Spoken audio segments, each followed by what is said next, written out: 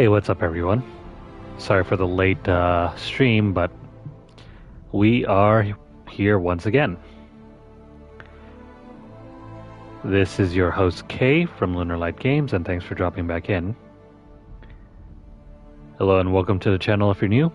Make sure you guys hit that like and subscribe button. Help us keep growing our channel, please. Once again, we are back with Dragon Age Inquisition. Let me go ahead and set up.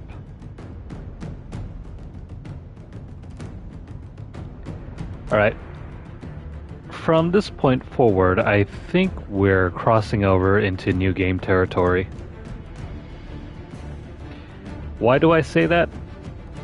Well, it's because we have pretty much maxed out all of our characters and their stats.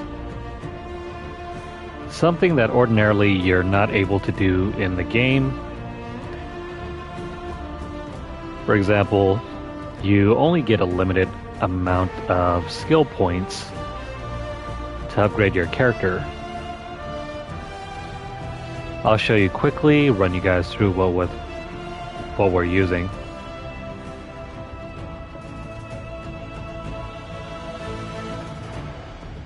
So I'm using the dupe glitches, the item duplication glitches. We're using all of those glitches in addition. No.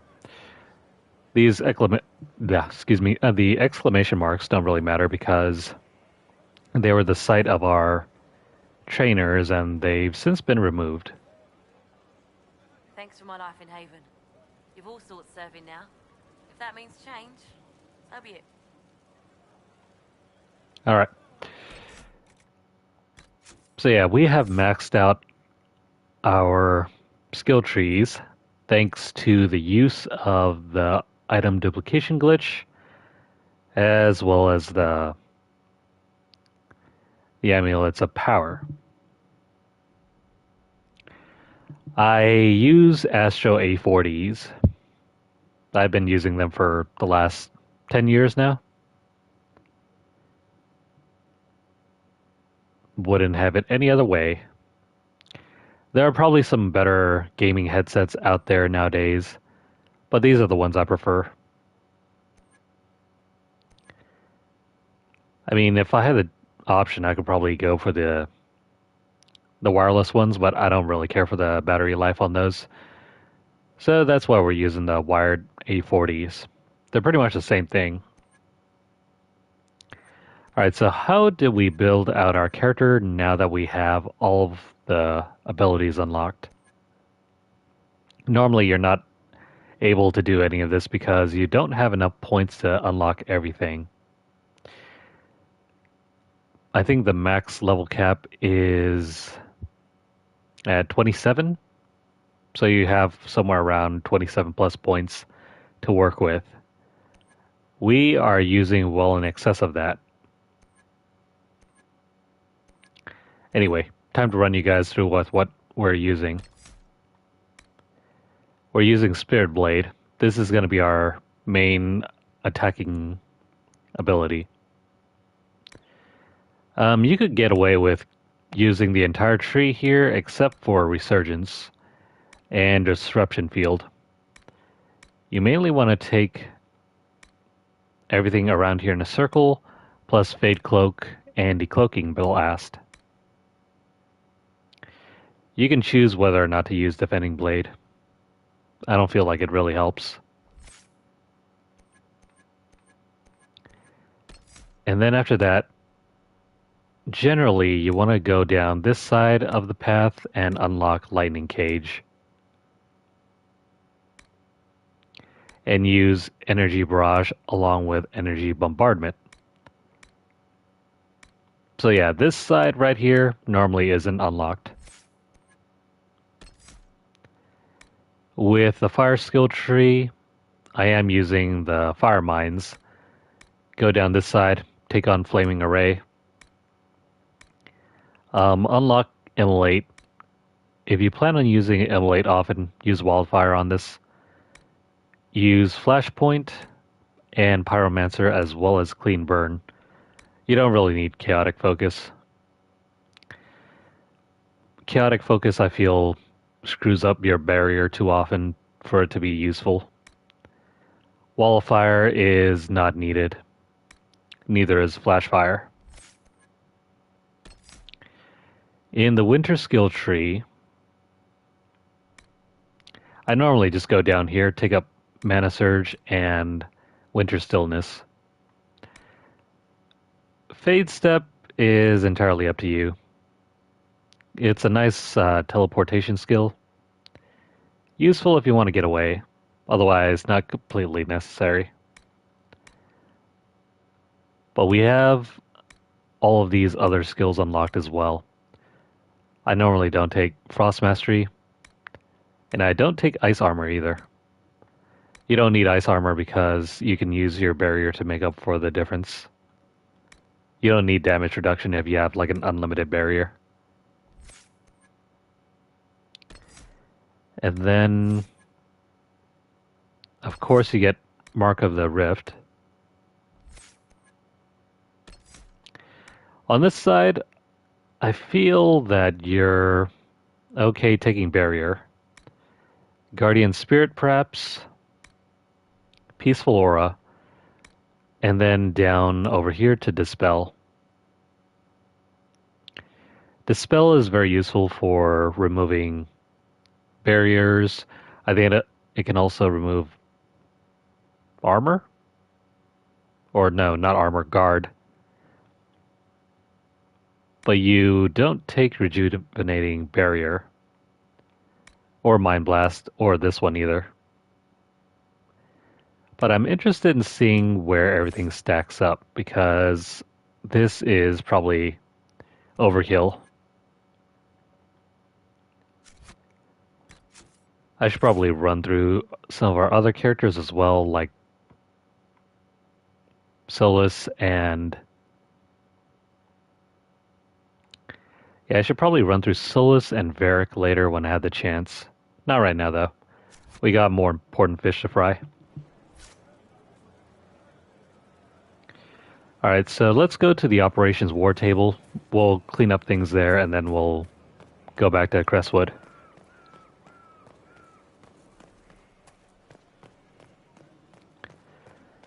What kind of videos are you planning on making, Mr. Critical?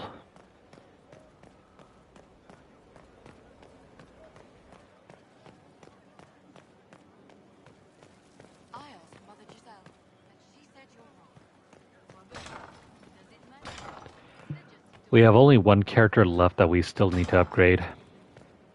Blackwall, I forget where exactly we're supposed to pick up your stuff.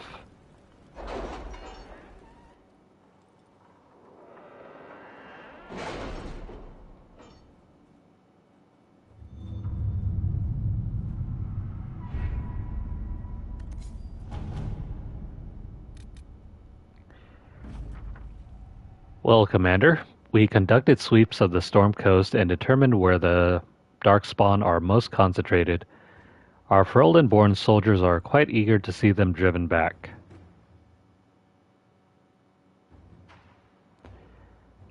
I think this is where we unlock the rest of the Storm Coast.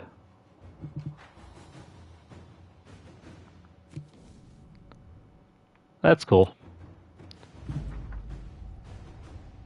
There's a formal document with impeccable filigree. The Inquisition is a sight to behold, a command of legions, hearts, and minds. It is worthy, your Inquisitor is worthy, and my masters are pleased. I will bring my wares, and together we will extend your reach ever further. Now you trade not just in treasures, but in will. My scouts report no signs of danger in the pass nearby. I will arrange patrols to ensure it stays that way. We have gained Orzamar's friendship. Our emissaries have returned. Orzammar has pledged to our cause some of the most formidable warriors from the Legion of the Dead. According to the king, they are veteran Darkspawn hunters, absolutely fearless. The king also graciously offered to share Orzamar's wealth. He recognizes the threat Corypheus poses. That sigil that we got is awesome.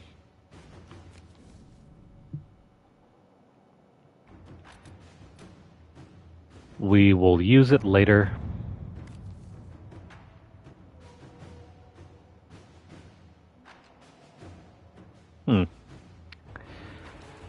Do you need herbs? Well, here's where you can get more herbs. Otherwise, let's look for some other activities. Escape routes for agents in Crestwood. I have moved some of my agents into Caer Bronach, a fortress in Crestwood. At the moment, the villagers prefer us to the bandits, and it's an excellent waypoint from Ferelden to Orlais. We can make it a rendezvous point for our messengers carrying sensitive information from either country. You're familiar with the caves underneath Crestwood. They run for miles, and if we excavate some passages, our agents could easily enter and exit the keep without being seen. Interesting. Who shall we send?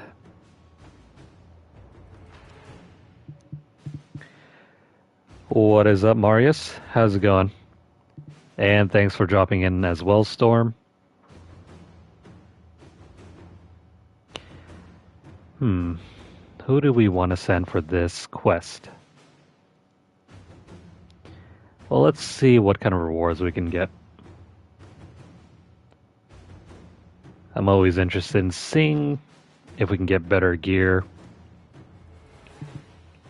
I mean, why not? Unless you want to go through this game completely blind and, I don't know, choose whatever you have available on hand. No problem.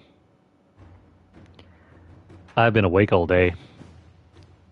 Ever since, 7, 8-ish a.m.? Lately, I've been going on 6 hours of sleep? Not exactly the greatest thing in the world. Insomnia is a pain in the butt. Oh, wait. Never mind. The only person we can send here is Leliana. Inquisitor. So there was no other option there. To serve any master. Oh, wait. Never mind. Whatever happened to Crestwood's mayor?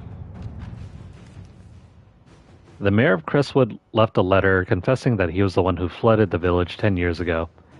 Then he disappeared. The Inquisition must track him down if it's to serve justice. Yes, let's find him. This mayor was the reason for everyone's misery.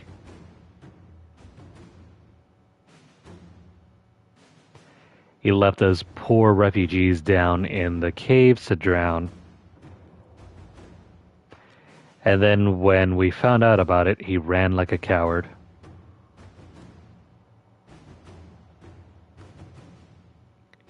It doesn't matter who we send. Cullen's the shortest one. Inquisitor.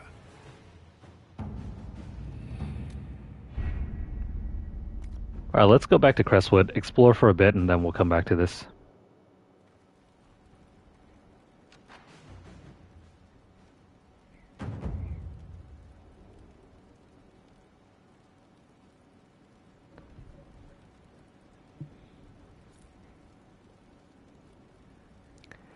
Oh, I'm sorry to hear that.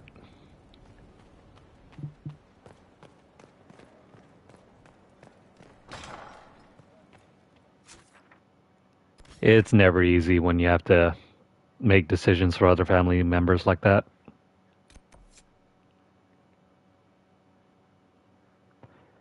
The Storm Coast has now been open for more exploration. We'll get to that later. It's back to Crestwood.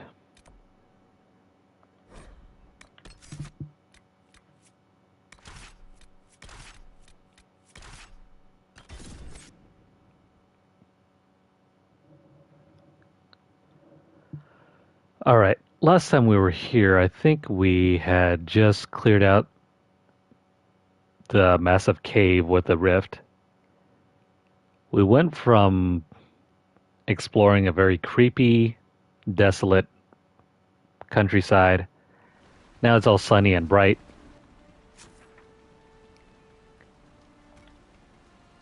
Things are more hopeful. At least that's the way that things appear to be. I need to find a way to get around here. And then, I don't know. Maybe there's a spot over here that we can explore.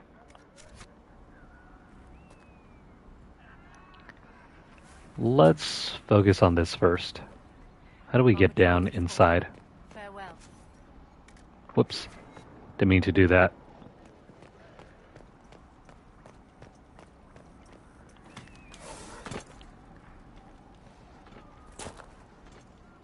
This keep is ours for the taking now. You can use it as a second base if you want.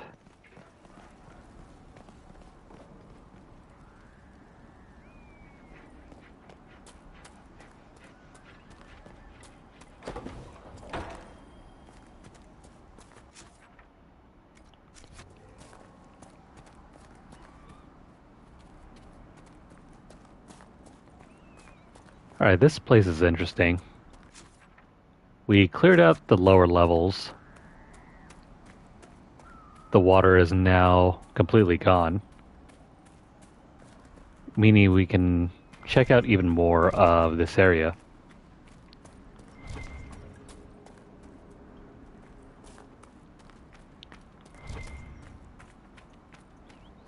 There's even... yeah, there's a hut that we can explore too.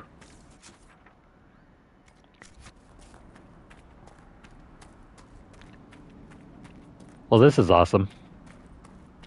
With a little bit of water gone, the whole world changes.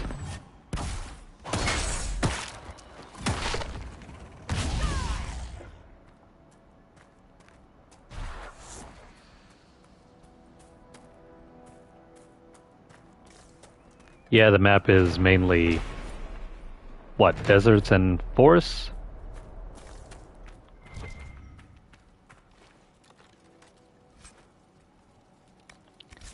I'll take that sigil.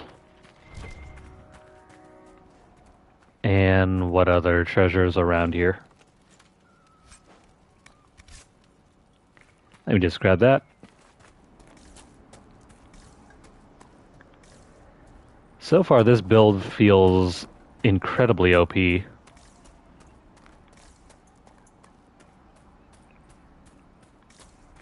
Like, we're not struggling at all to kill anything. I might just have to bump up the difficulty.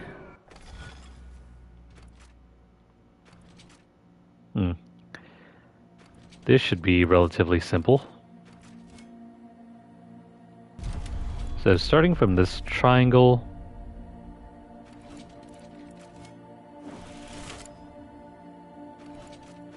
oh wait, hang on.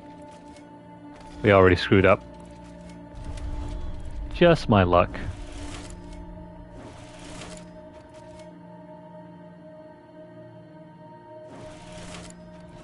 I think that's how it's supposed to go.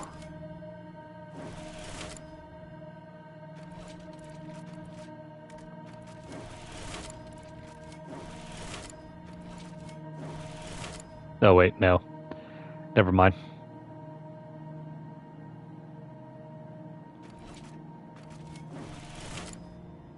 That is most definitely not the way to go. What if we start here?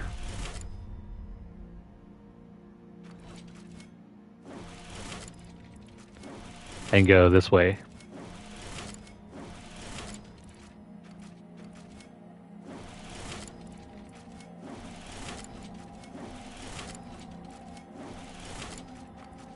Got it. And all without a guide, too. This constellation is related to the old god of darkness and the night.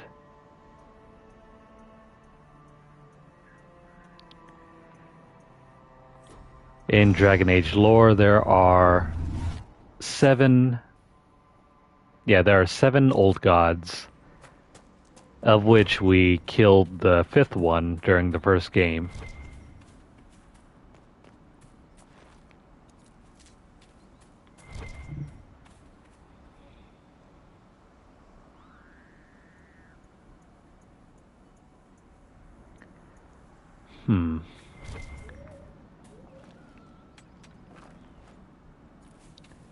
What to do now?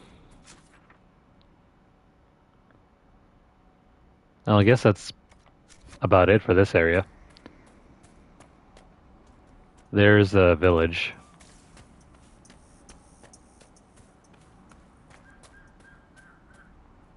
Yeah, this will just take us back down to where we were before.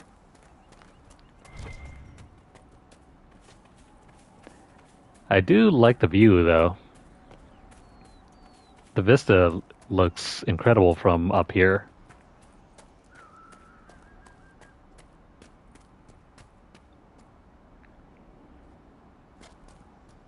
Now, does anyone have a lion?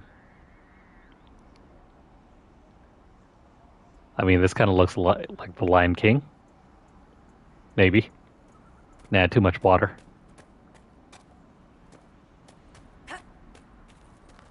Alright, let's get back down and continue over to the fortress.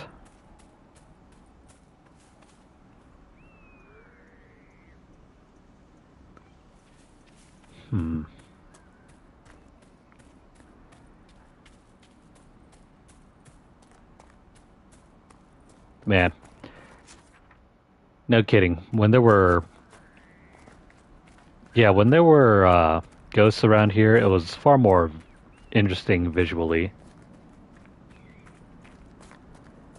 Now that everything's gone, it's kind of boring to look at.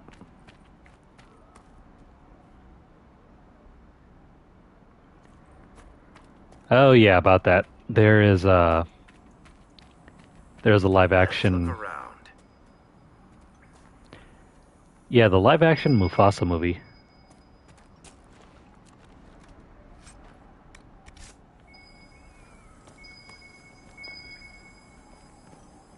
I love the original Lion King movie.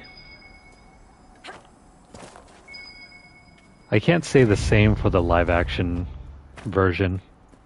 Seems kind of weird to me. Got ourselves another bottle of ale. Is that about it for here?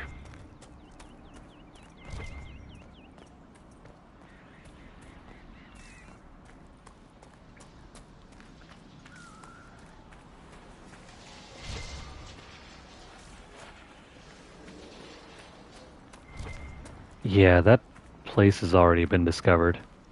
We probably ran through here during last session.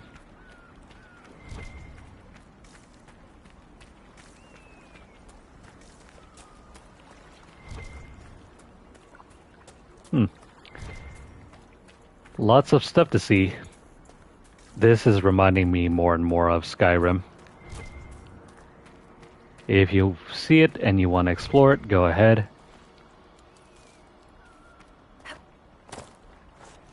Doesn't mean that everything is going to be interesting to loot around.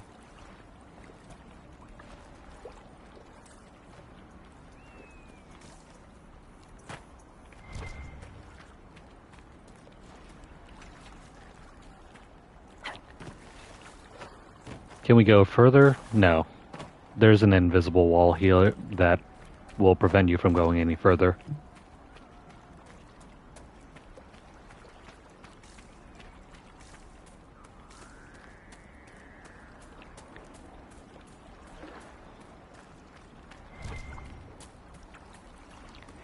The new Lion King movie looks almost like a nature documentary. It's just not the same. there's no character to the live action CGI.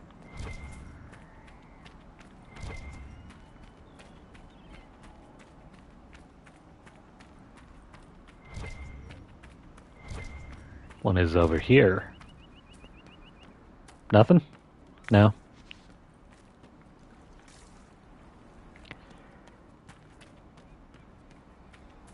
A while back, during the whole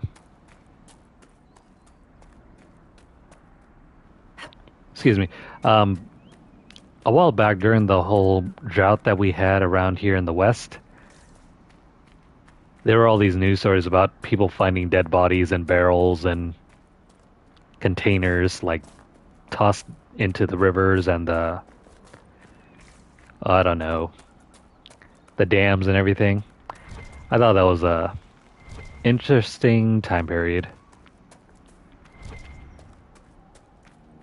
Who knows what more they could have found if the water kept drying up.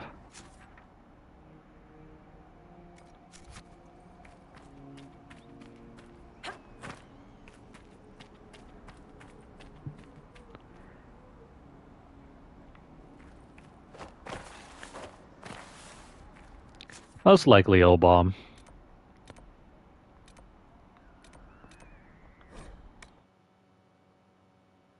I don't see any way around that. None of the live-action Disney movies have done any well.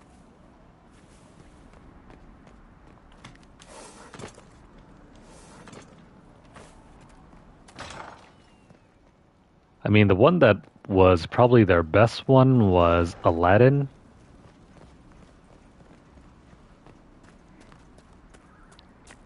I don't think the Little Mermaid did any well.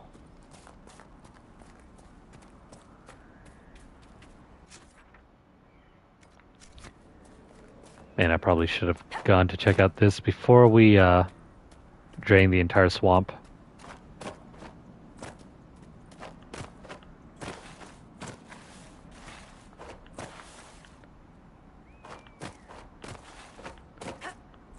There we go. With a little bit of creative maneuvering, we can get up here.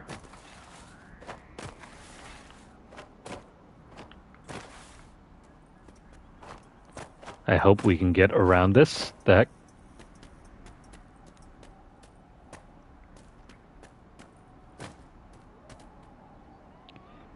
Well, this doesn't look very good.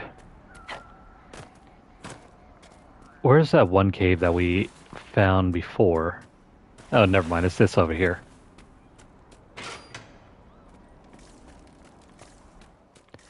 Now we can enter inside.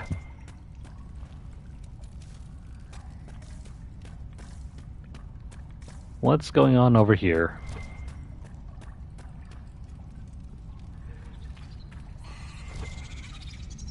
Oh crap.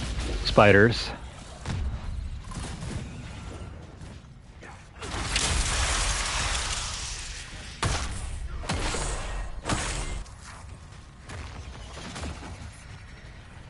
Alright then.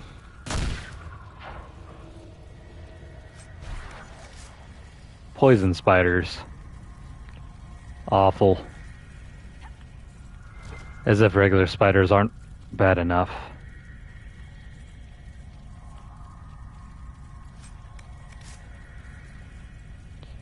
Oh, wait a minute. I don't have...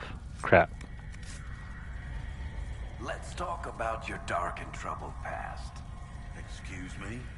Well, you have one, of course. Someone dear to you, someone you failed to save. Or a grave error in judgment causing too many deaths. I've known a couple of people like that.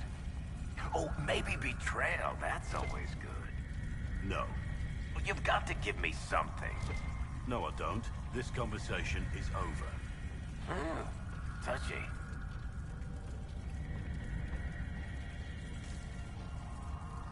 Varric's hinting at something here. Apparently he has a very dark secret. Blackwall, I mean. Let's grab the mosaic piece there and... Right, that doorway is locked. That's how you get in there.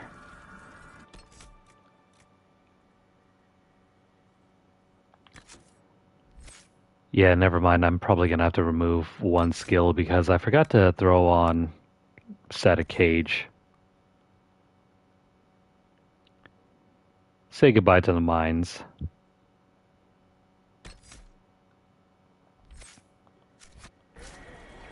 The mines aren't that important. Fire mines are way more powerful anyway. Alright, that's it for over here. Let's continue on with exploration.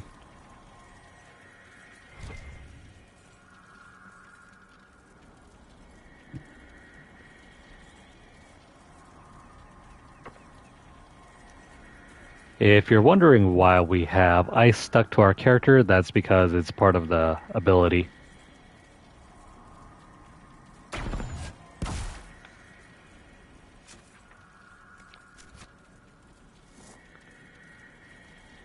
And here we go, into the hills, where there is cotton candy. Or no, that's not cotton candy. It's rock candy. Delicious, tasty red rock candy.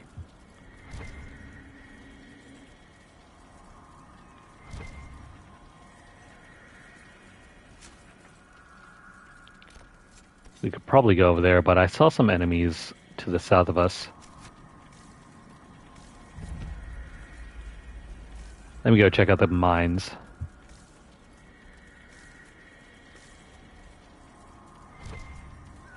What are we doing over here?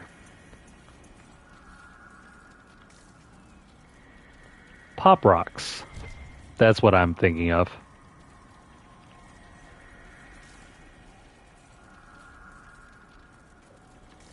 So, what do you think will happen? This bunch looks tough. Watch your step. What do you think will happen if you mix pop rocks and... oh crap.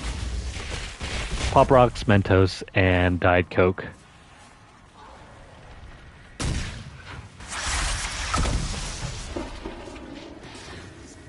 Man, I think we need to turn up the difficulty. This is way too easy.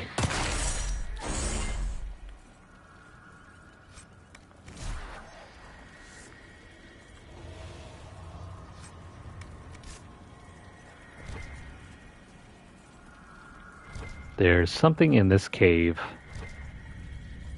What is going on here?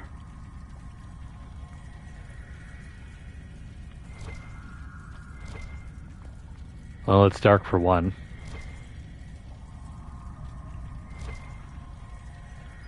Like the worst pitch black I've ever seen.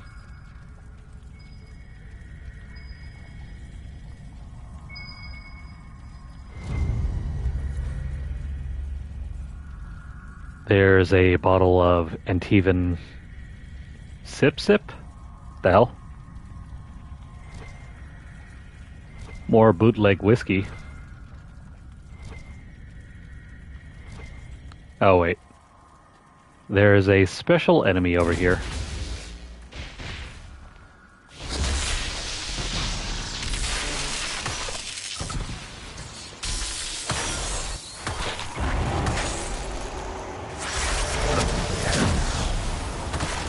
Okay, so despite everything that we put on, this is still a pretty challenging fight.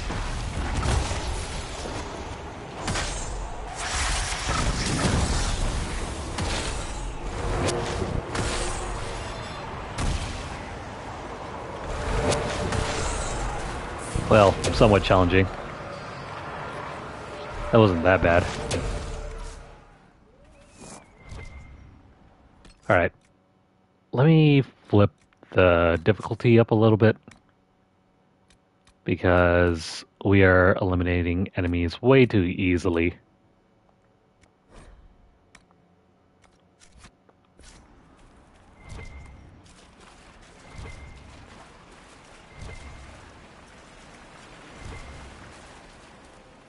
Was it a mistake to become this OP?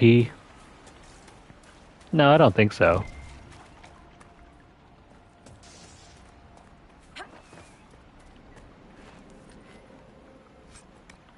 I enjoy seeing our characters become the best they can possibly be. Even if it does come at the expense of, you know, playing the game.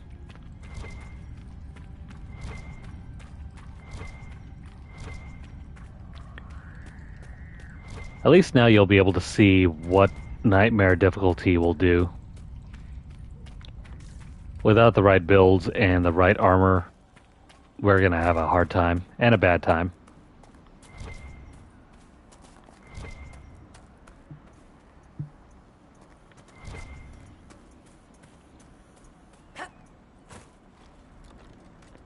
But I'll try my best to survive. We can probably do it though. I've done it once.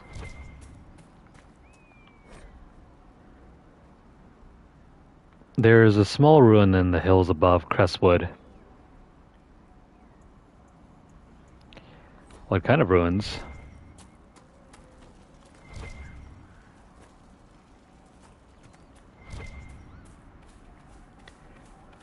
I can't wait until later when we finally get the right materials to upgrade with.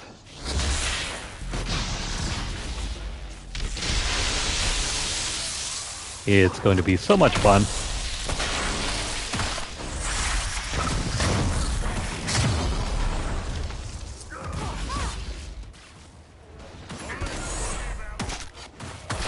Okay, so this is slightly harder. The health pools are definitely up.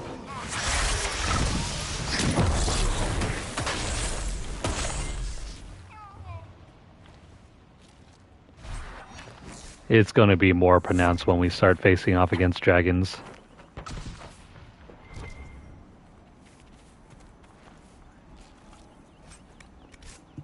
Because if you thought dragons were difficult the first time around, wait until you see this.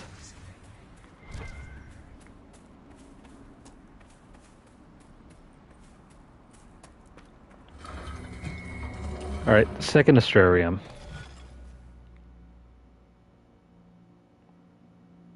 Easy peasy.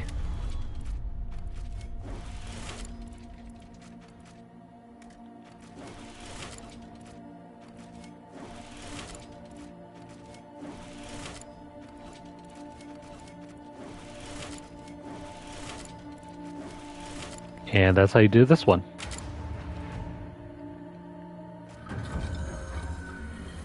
This one refers to the old god Zazakel, the old god of the second blight.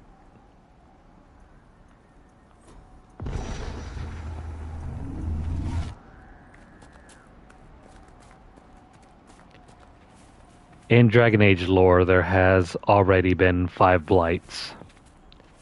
There are 7 total old gods, meaning that there is potential for 2 more blights to happen.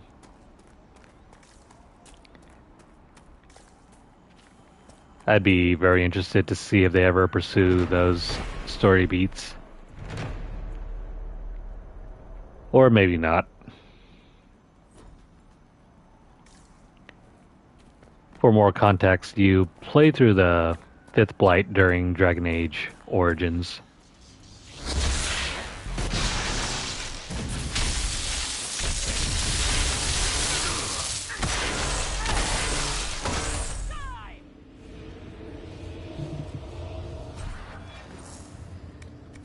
I do love seeing the massive numbers appear on screen.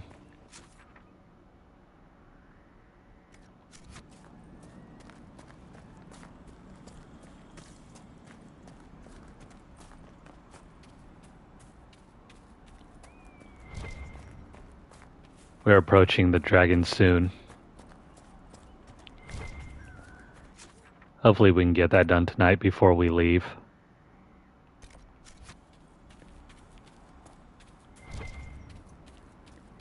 Now, where is the campsite? I think there's one over here somewhere.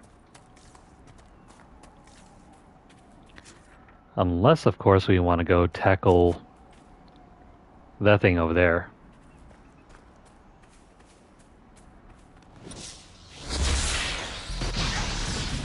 So according to our build, whenever we start up a fight, we throw up the lightning cage make sure you guys stay in the shadows. Throw up this whenever possible.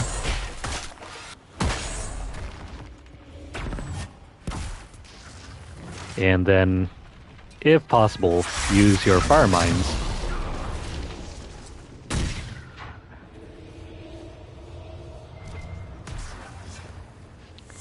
Just like so.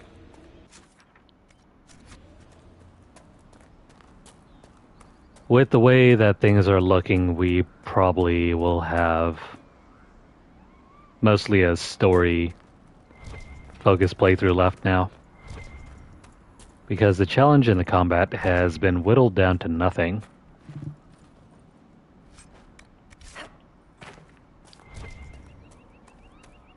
The game is just not balanced for you to take all the abilities in the game.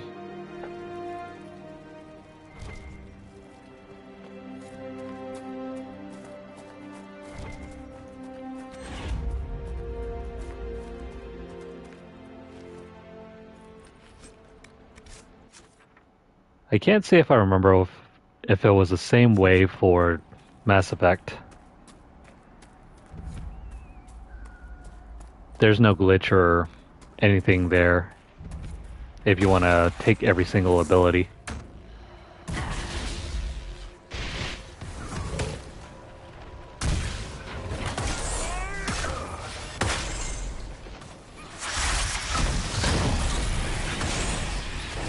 I think one of the highest hits I've ever managed was,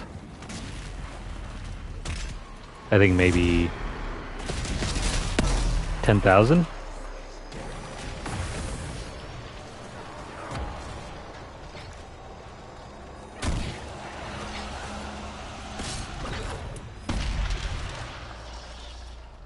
What up, buddy?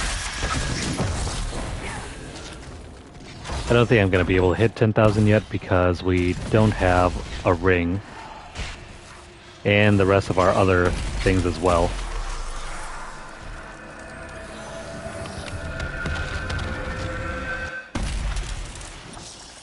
Varric, you fought Corypheus once before. Not my fondest memory, but yes, I did. And you killed him. You were certain of his death. Yes? What's on your mind, Chuckles? He survived the explosion that destroyed the Conclave. If he can live through a blast that levels a mountaintop, we would do well to determine how. Even if we knew, would that help us? The Wardens couldn't kill him, and they had 1,000 years to figure it out. It's alright. By the end of this game, we will have figured out a way. One way or another. Plants vs. Corpses. Oh, wait. That's a reference to Plants vs. Zombies. I haven't played that game in years.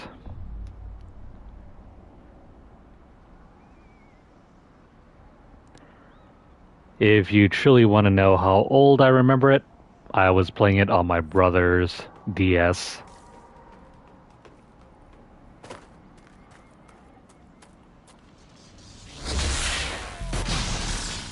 Templars.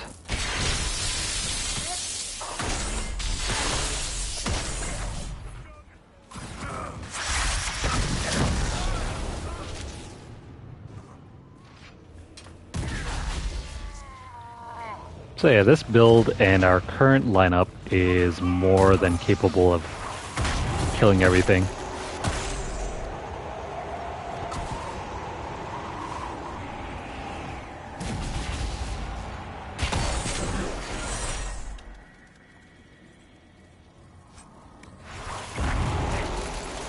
Gotta say, this makes our original playthrough look downright terrible.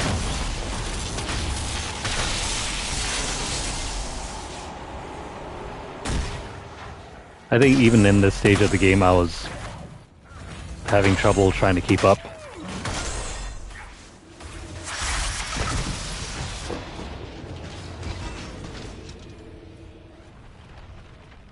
I mean, Blackwall's doing just fine. He doesn't even have unlimited skill points at all. And yet he is the only one here that's able to kill non-stop and fight non-stop without getting downed.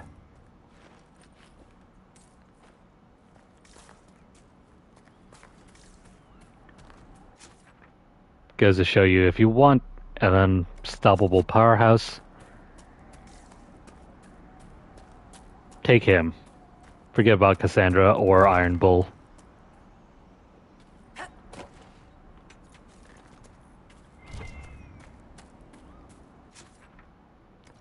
You know what the hilarious thing, though, is about Blackwall? For all his, honorable traits, he's probably the least honorable character in our squad. You'll find out more later. It's probably a spoiler alert.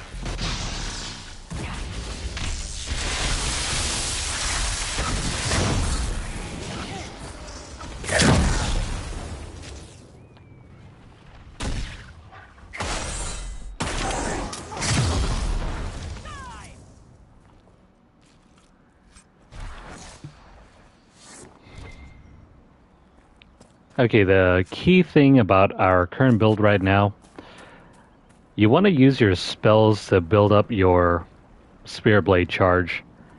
Notice on the far right hand side there's a number next to the sword. That indicates how much power it has.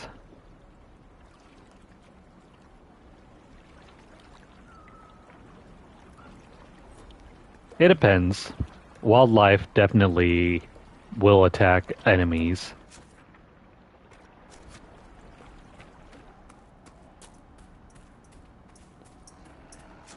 What the heck?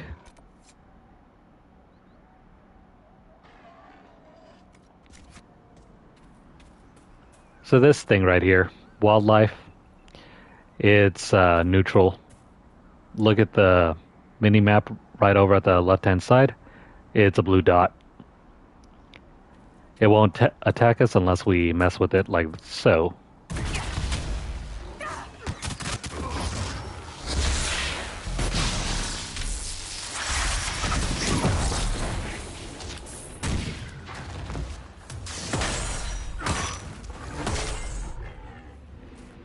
Once you attack it, it'll be hostile. It'll actually team up with enemies to fight against you. If you don't want that to happen, make sure you don't attack them. I guess this is Charter.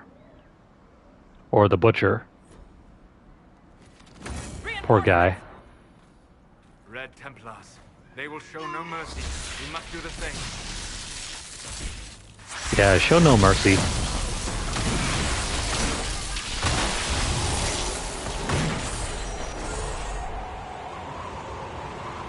Show absolutely no mercy.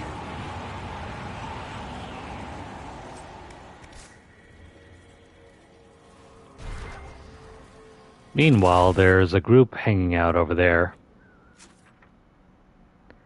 I wonder if they want to say hello.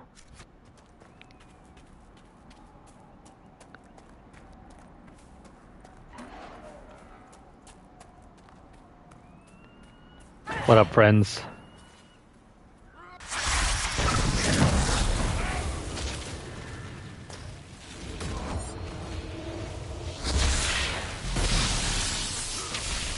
At this point, I don't think we even need to fight.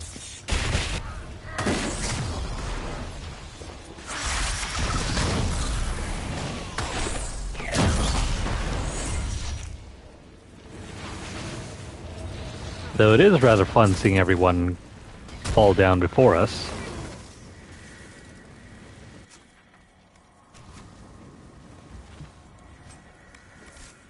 Alright.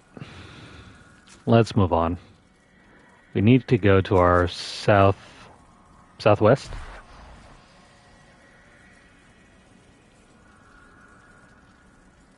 Did I just see what... That just happened, right? The bull killed the wolves.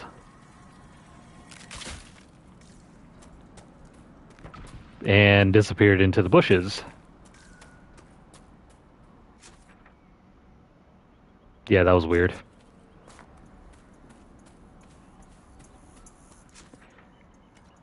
Enough about that. Let's keep going this way.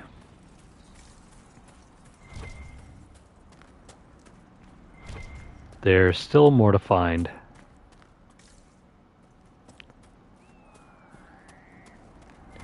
We already went up there.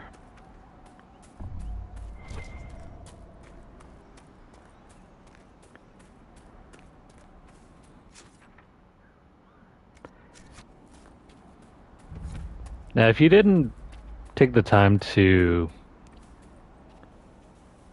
release all the water and clear out the rift in the lake, this place is still flooded, I think.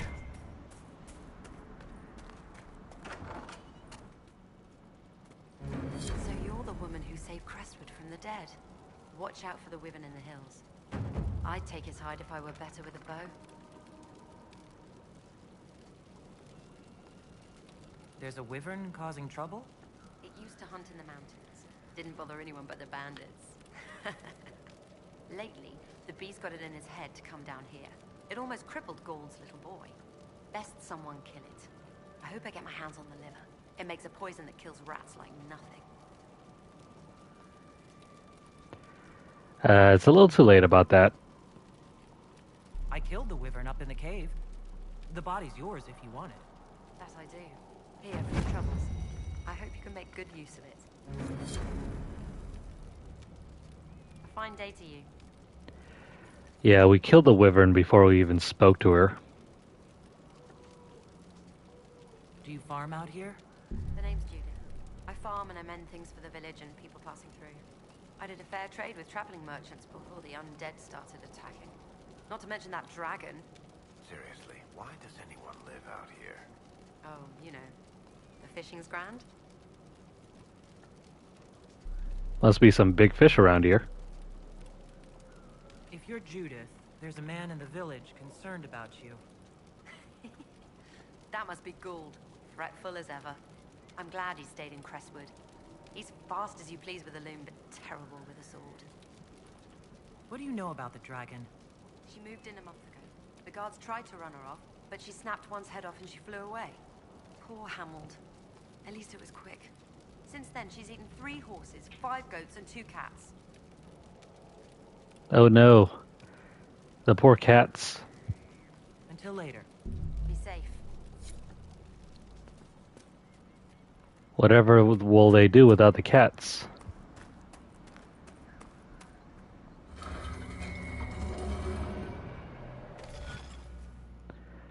Oh crap. Well, let me see. I bet I can do this. I hope.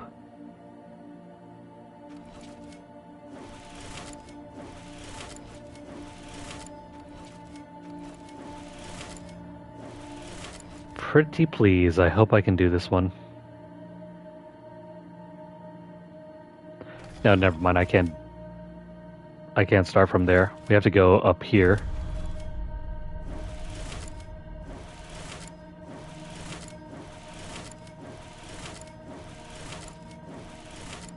That looks right. Then go down over here, loop back up.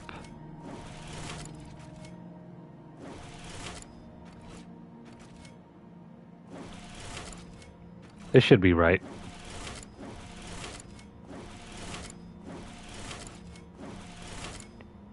Yeah, that one's simple. As long as you understand, you're supposed to start from the head and then work your way around in a circle. Referred to as silence.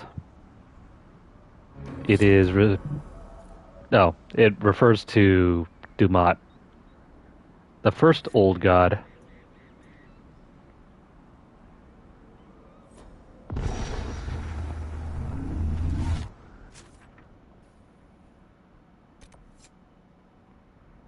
Oh, there's a cave over here with a reward. But we're not interested in that. This is what we're interested in. You see that thing? Right over there? Right above my head? Like, right there. Guess what we're doing?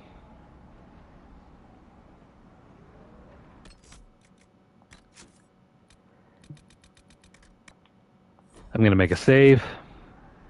And let's get to this. We're just gonna run straight down.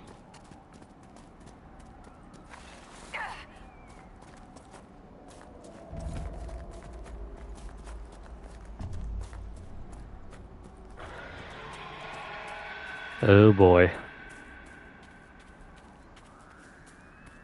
This will not end well. Oh, by the way, they're fighting over there. Nah, they'll be fine. Oh crap. She sees us. Yeah, but she doesn't see the other enemies.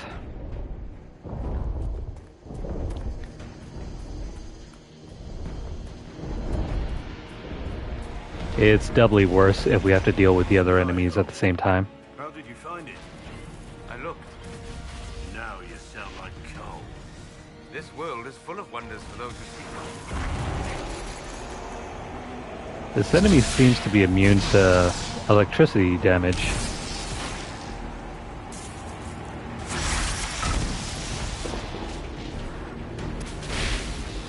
Might need to change my loadout then.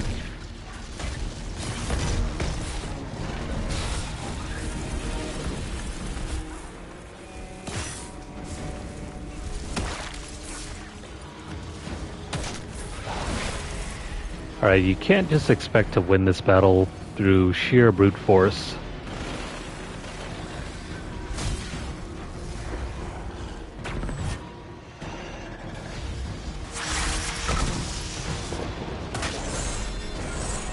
Also, dragons are oddly immune to fire mines. I don't know what it is.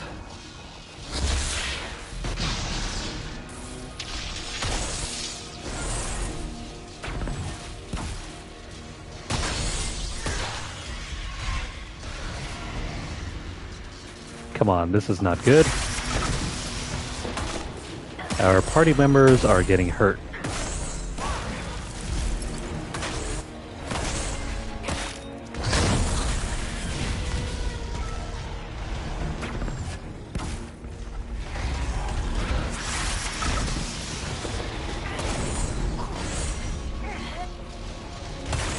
Come on, stay alive, please.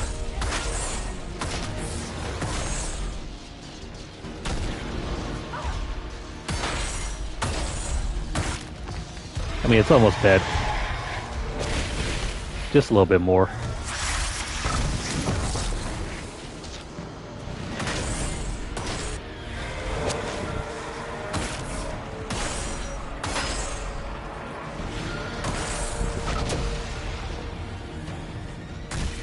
Just a bit more. I know we got this.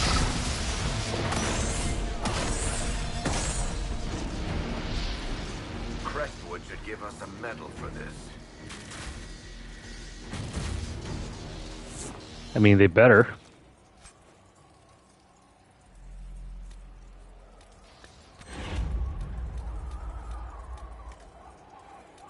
Good, good. Alright. That's our first dragon on Nightmare difficulty. I mean, it wasn't that bad. Sure, it was tougher than I anticipated, but no more worse than anything else we've been fighting.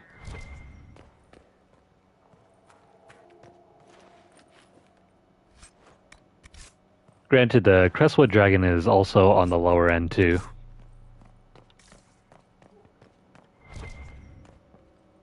The hardest dragons in this game all have immunities of some sort.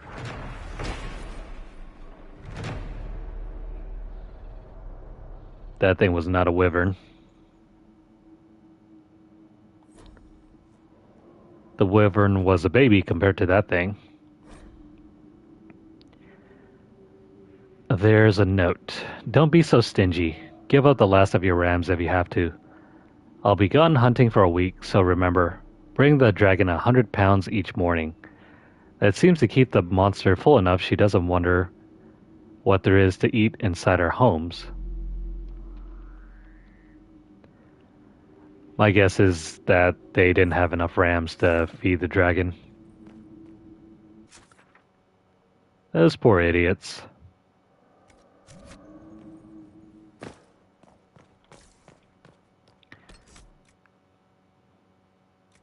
One other thing I should mention.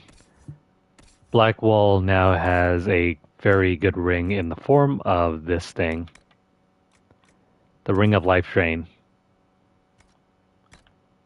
Make sure he has it.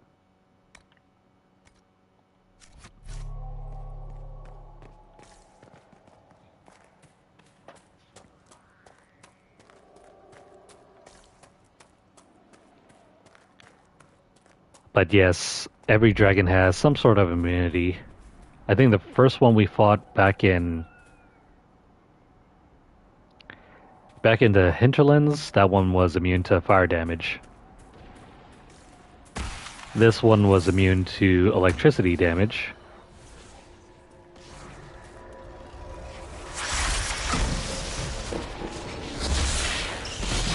And what is up with these enemies? They seem kind of bugged.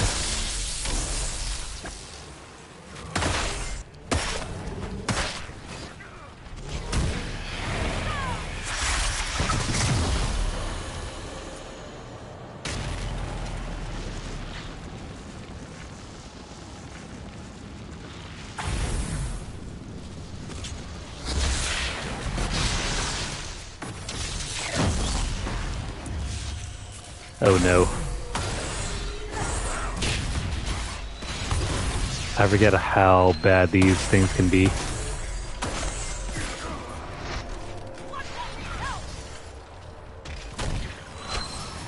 Crap, come on.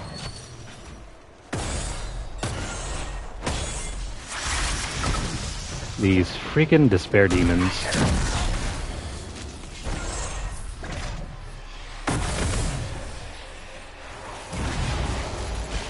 Yeah, we thought it was going to be fun and games, right? Not always.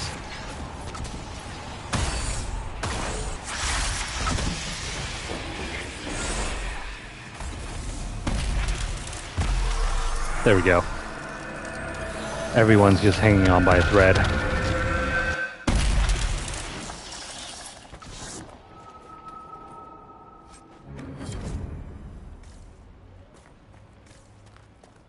That was very close.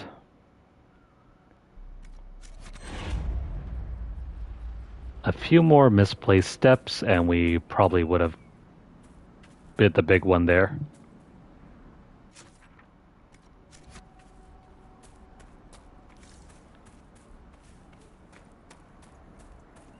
Gonna double check real quick, see if there's nothing else that we can explore over here. If there really is nothing, then we'll go back up the other way.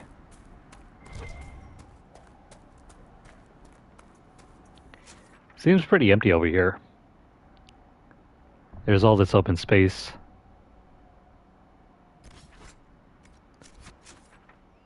By the way, how are we looking over here?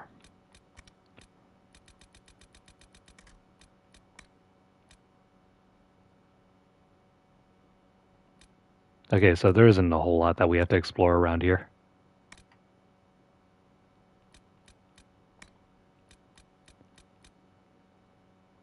There's only 2 more landmarks in Crestwood, and then we'll be done. I'm guessing there's something around over here. If not, maybe over here.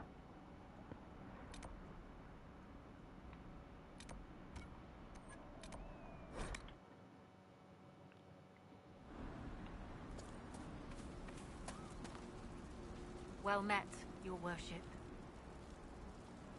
I found Butcher's corpse by the South Road. Red Templars ambushed me afterward. Only our highest operatives knew he was coming tonight. I must inform Sister Nightingale we have a traitor. What's happening in Crestwood? The villagers are glad to have us. We impose no levies and help train their guards. I should be going. Farewell. We have a traitor in our midst. Now, who would do that?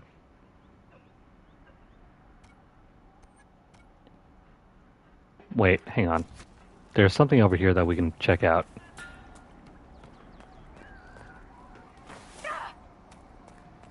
That hurts.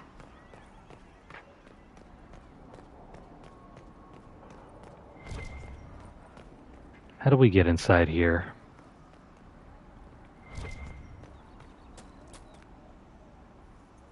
Maybe do what that guy's doing.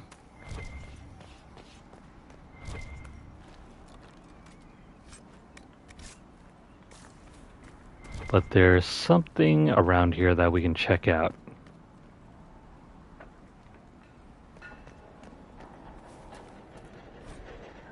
Never mind the book. This is just another chapter in Hardened Hightown.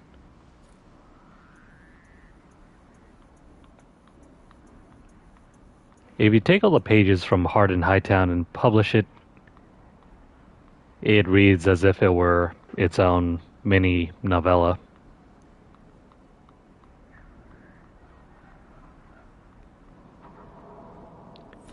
If you want to read that, pause the video. Otherwise, how the heck are we supposed to get to that exclamation mark? Miller got caught in Valchavan. No. She fooled them into thinking she's from the court in Valrior. They'll treat her well. For a while. It's our fault for sending her out without a partner. Are you saying one of our spies is compromised? Yes, Inquisitor. Miller was captured in Valchavan. She was after valuable information. Perhaps arrangements could be made to bring her back. Well, that was a welcome surprise. Sometimes you'll encounter these missions.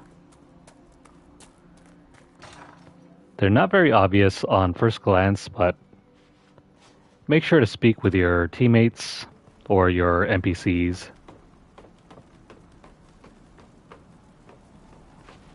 And they'll point you in the right direction.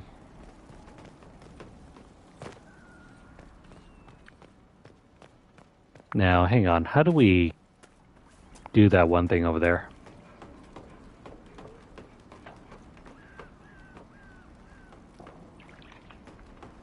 There's got to be a way around to that exclamation mark, right?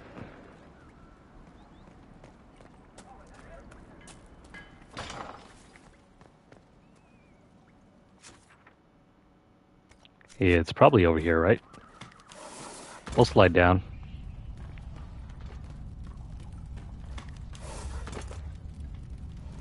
Maybe we can take a quick shortcut.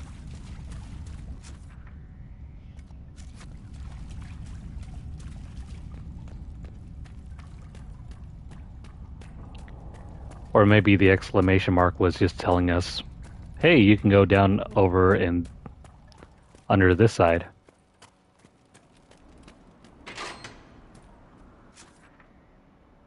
No, that doesn't... That's not it. What the heck?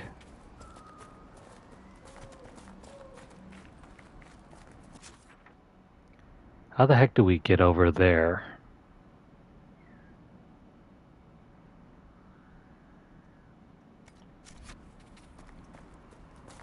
This doesn't look like the way. Yeah, the further we go down this side, the further away we get away. Excuse me, the further we get away from the exclamation mark.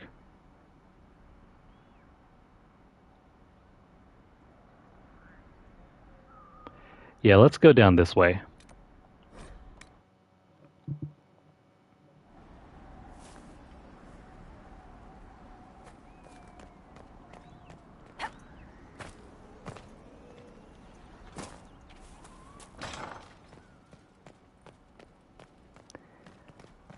Why do games keep doing this?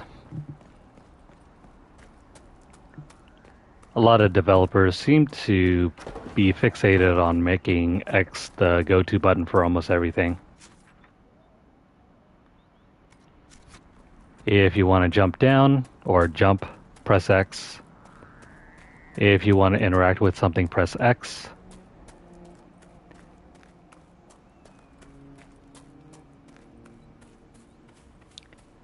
It's mapped in a way that's very inconvenient if you have to do more than one or two things.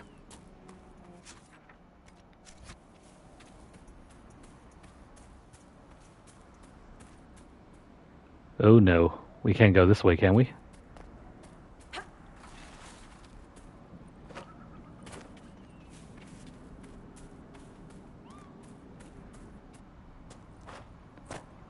Ah, come on.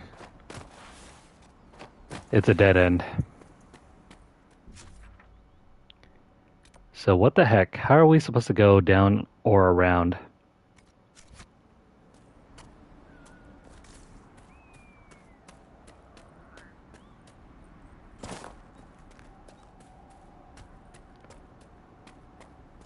I'm hoping that's not something that we were supposed to do before we drain the lake.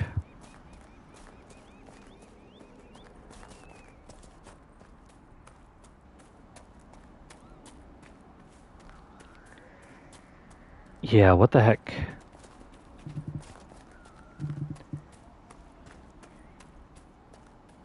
There's got to be some way over there, right?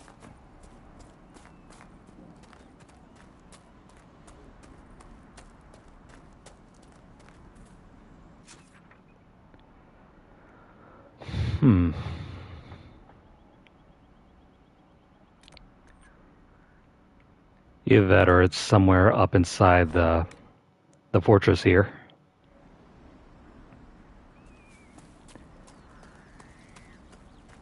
Let's retrace our steps. Have a name for the sword? Slasher?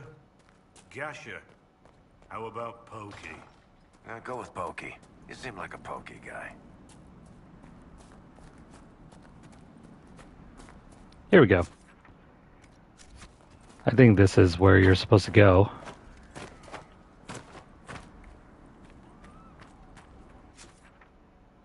I think. Or is it all the way up there? It's probably up there.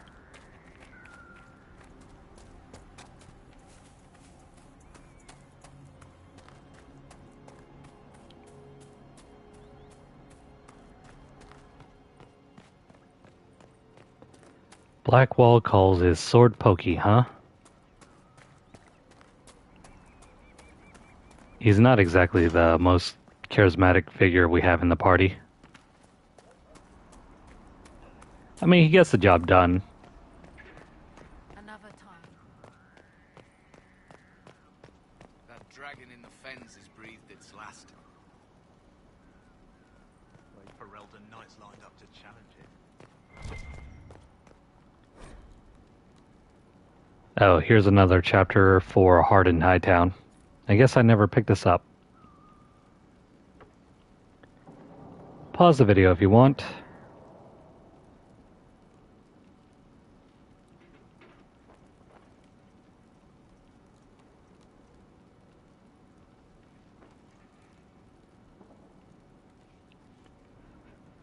I wonder how many writers they hired for this game.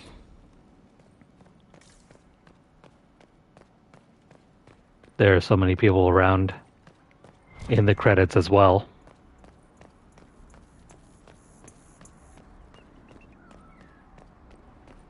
Here we go. Someone needs to deal with the last of Crestwood's highwaymen. Who has time? If we clear the bandits out, more travelers. More travelers. More news for the Nightingale. Good point, but I've got a code to unscramble if you want to know who killed Conveyor last week. Are the highwaymen still in Crestwood? Yes, your worship. Now that their fort is gone, the bandits are ambushing travelers. Crestwood won't stop them either. The town's still reeling from the undead. there are bandits.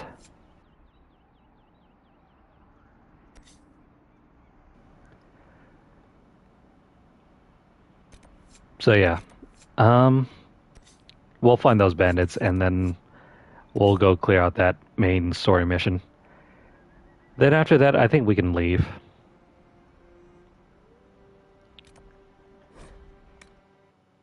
I don't exactly feel like looking for all the landmarks. Maybe another time.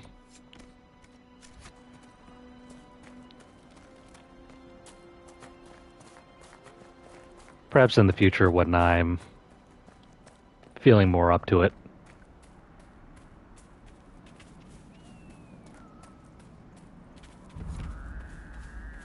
And I'll probably have to use a guide anyway.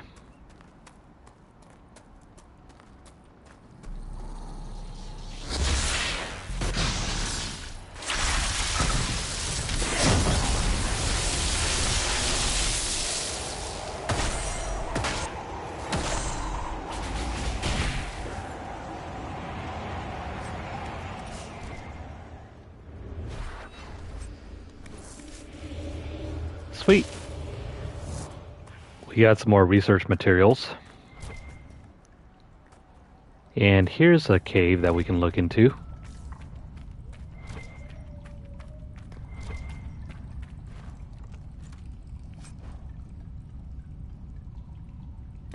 If you don't have a blade of Tidarian, here's one you can pick up.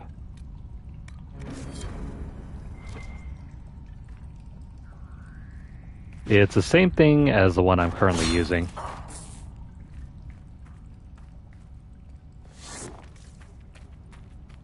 But it doesn't have the added benefit of better stats. If you craft one using the schematic, it's better than any one you can find.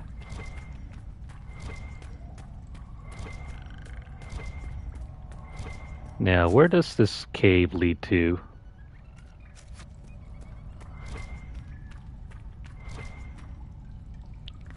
It's pitch black, and I bet there are spiders hanging out right over to our left. No, there are no spiders. The heck? Where's everything?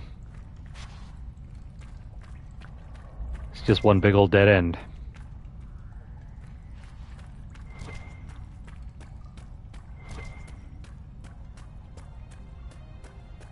Why must everything be so dark?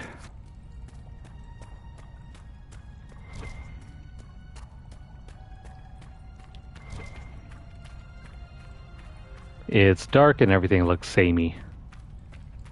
Probably the worst combination.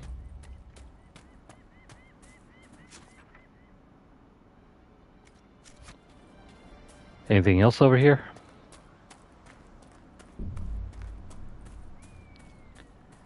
No, it's just a fortress.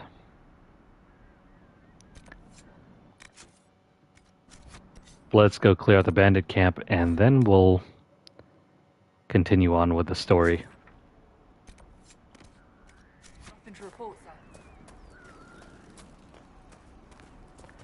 Well, frankly, practically everything in this game that you do reveals more and more of the story. We just haven't been paying attention.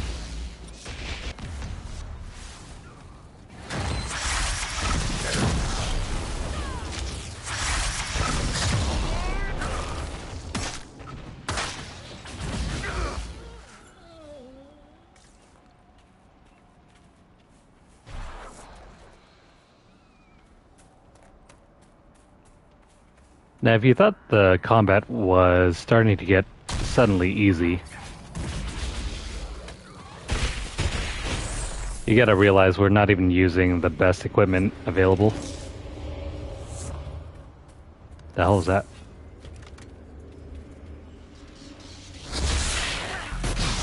Oh, it's just a friend.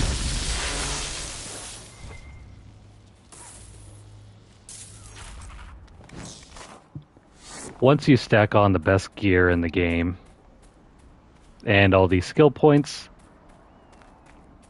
it's gonna look even crazier. Oh hey, there's the next hilltop farm, or the next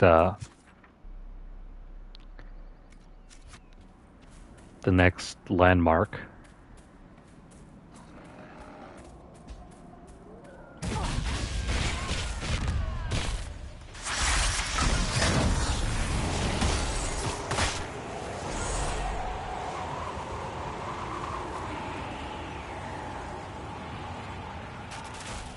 You know what? I hardly even use the Fade Step ability.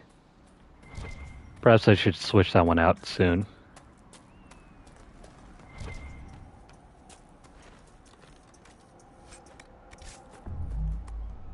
What's going on over here? I saw what those bandits did to Randall's farm. Enough's enough. Even if I can't stay here, I'm not letting the sodding highwaymen take my home from me.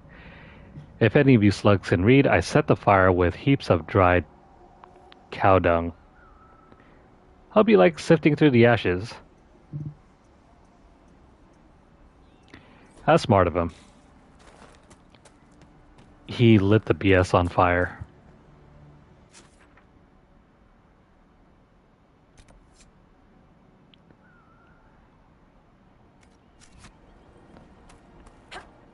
I mean, that was only a handful of highwaymen. Where are the rest?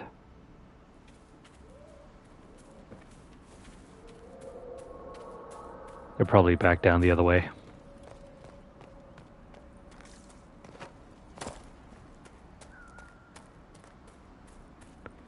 Where did they all go?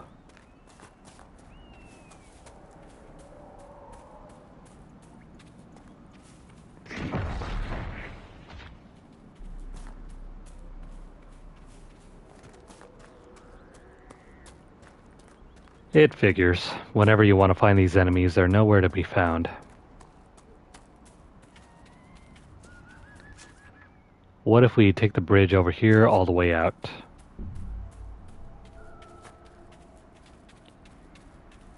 Maybe we can find someone, or maybe there are the highwaymen right over there.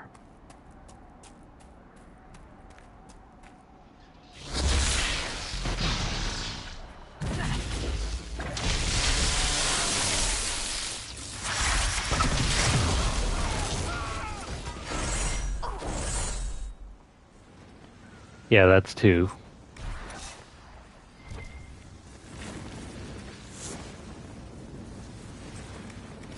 That leaves, what, 3 more?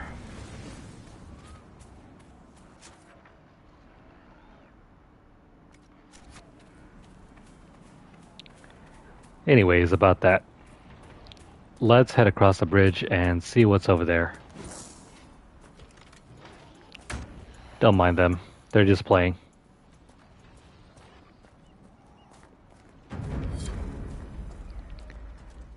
Those are all the regions in Crestwood.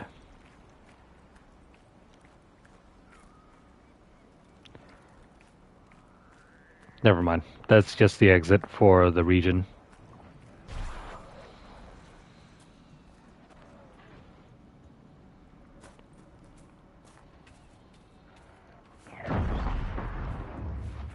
The hell's that sound?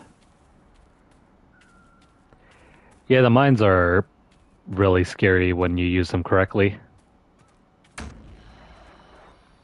If you can up your critical hit damage, it does even more damage.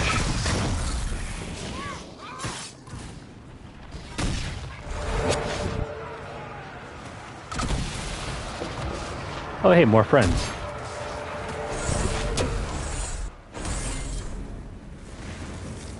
There we go.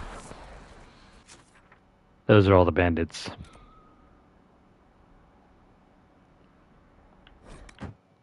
Now we gotta figure out some way to get up here. Inquisitor.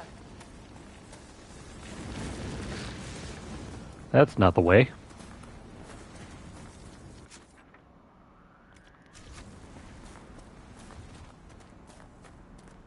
Perhaps if we go down to our left, over to the east, we can swing back around to the north.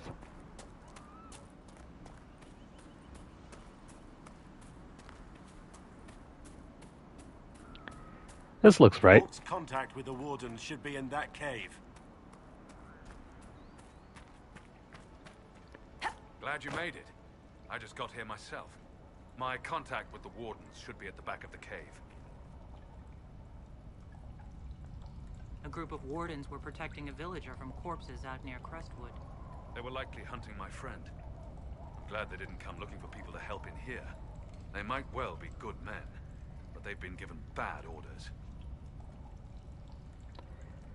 To think that we're seeing two main characters of separate Dragon Age games.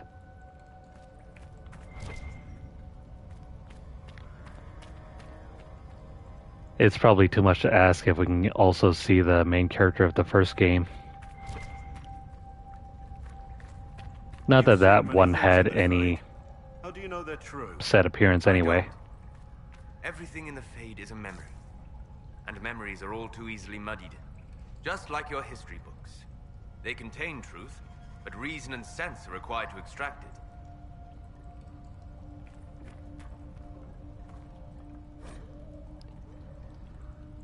The Banner of the Blind Men.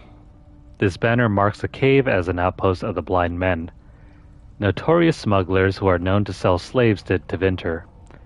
It is possible that the Grey Warden asked them politely to leave so that he could use their hideout, although the bloodstains on the walls suggest otherwise.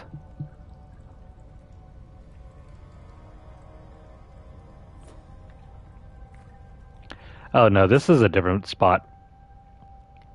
The place that we were trying to enter last time was over here.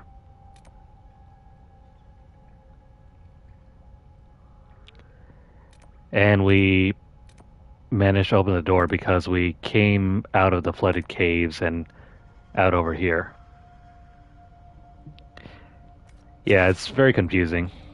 They're marked by the same thing.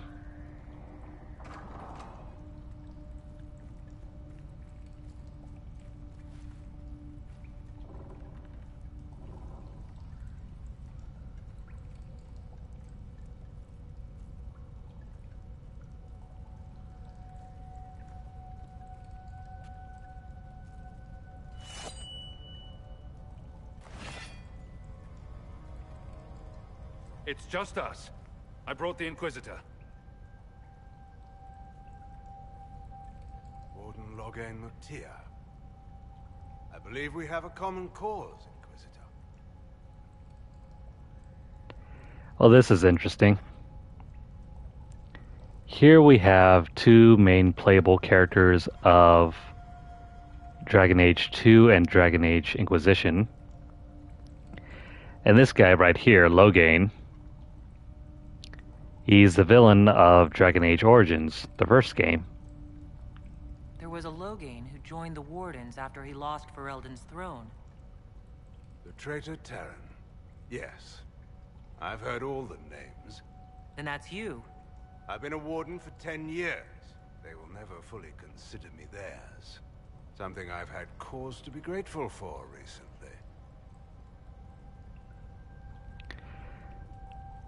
Man, it has been 10 years. Almost literally, too. I'll take all the help I can get. I know the Wardens have troubles of their own.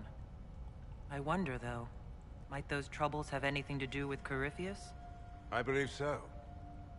After Hawk killed Corypheus, Weishaupt was content to forget the whole affair. If an archdemon can survive seemingly mortal wounds, why not Corypheus? I began to investigate. I found evidence, but no proof. And then, soon after, every warden in Orlais began to hear the calling. Maker, why didn't you tell me? I didn't believe it concerned you. Is the calling some sort of Grey Warden ritual? The calling is a portent, like crows circling the battlefield before the fighting. It tells the Warden that his time has come. First are the dreams, and then a voice whispers in the back of the Warden's head, just at the edge of hearing. And that is when the Warden goes down to the deep roads, to die with honor. And every Grey Warden in Orlais is hearing that right now. They think they're dying. Yes. Thanks to Corypheus, I believe. If the Wardens fall, who will stop the next blight? That is what's panicked my brethren. So Corypheus isn't controlling them. He's bluffing them with this calling. And they're falling for it.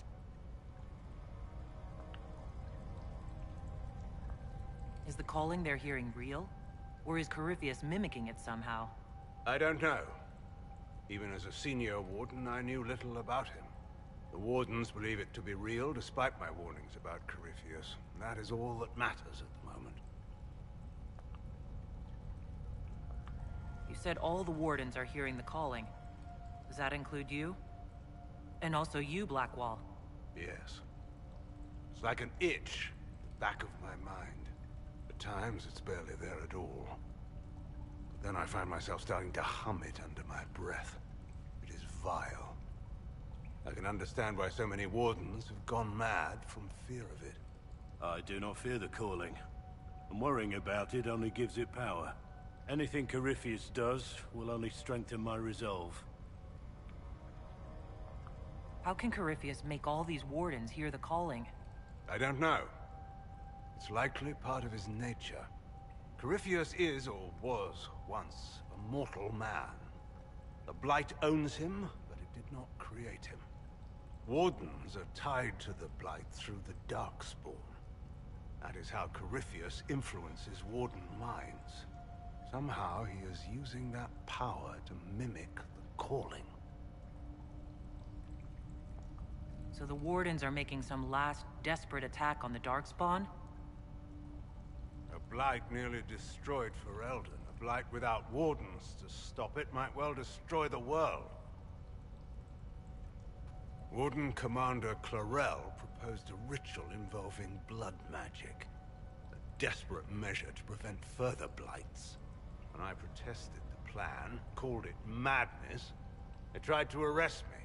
Grey Wardens are gathering here, in the western approach. It's an ancient Tevinter ritual tower. Meet me there, and we will find answers. Let's go. If we wish to stop my fellow Wardens, we should get to their ritual tower in the western approach. Oh boy. Guess where we're going.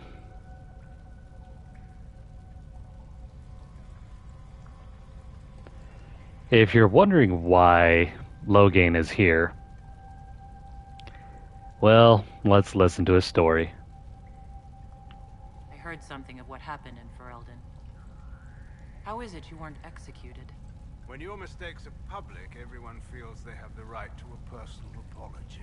In the final hours of the Blight, the Wardens were short-handed. They needed every soldier they could get. The rest of my life will be my penance.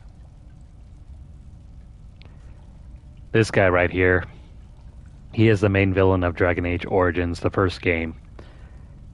You have the option to execute him, but if you don't execute him, you can send him to join the Grey Wardens, the faction that he ends up betraying in the beginning, and what started the entire game in the first place. How did you end up an enemy of the Wardens again? When the calling began, I searched as much as anyone for an answer. I protested the rituals, but faced little resistance until I began to investigate the death of Corypheus. The Warden mages branded me a traitor and attacked. When I defended myself, Clarel ordered my death. Whenever you see this title, The Hero of Ferelden, just understand that it's the hero character of the first game. It's basically you, the playable character. Just as we have the Inquisitor here. You said that Clarel was Warden Commander. I thought that the hero of Ferelden led the Wardens. There's more than one Warden Commander. Each oversees a region, most often a single nation. The man you speak of was Warden Commander of Ferelden. He disappeared some time ago. It's possible he joined the rest of the Wardens, although I cannot say for certain. Yeah, funny thing that you have the option to let your Warden Commander die. And if you play the DLC expansion, you end up creating an entirely separate Warden Commander. In that case, there are going to be two different characters, each called the Warden Commander. The Hero Ferelden is a different character, though. It's really complicated because originally that game did not have an ending where you would survive unless you did this one ritual. But I'm getting ahead of myself.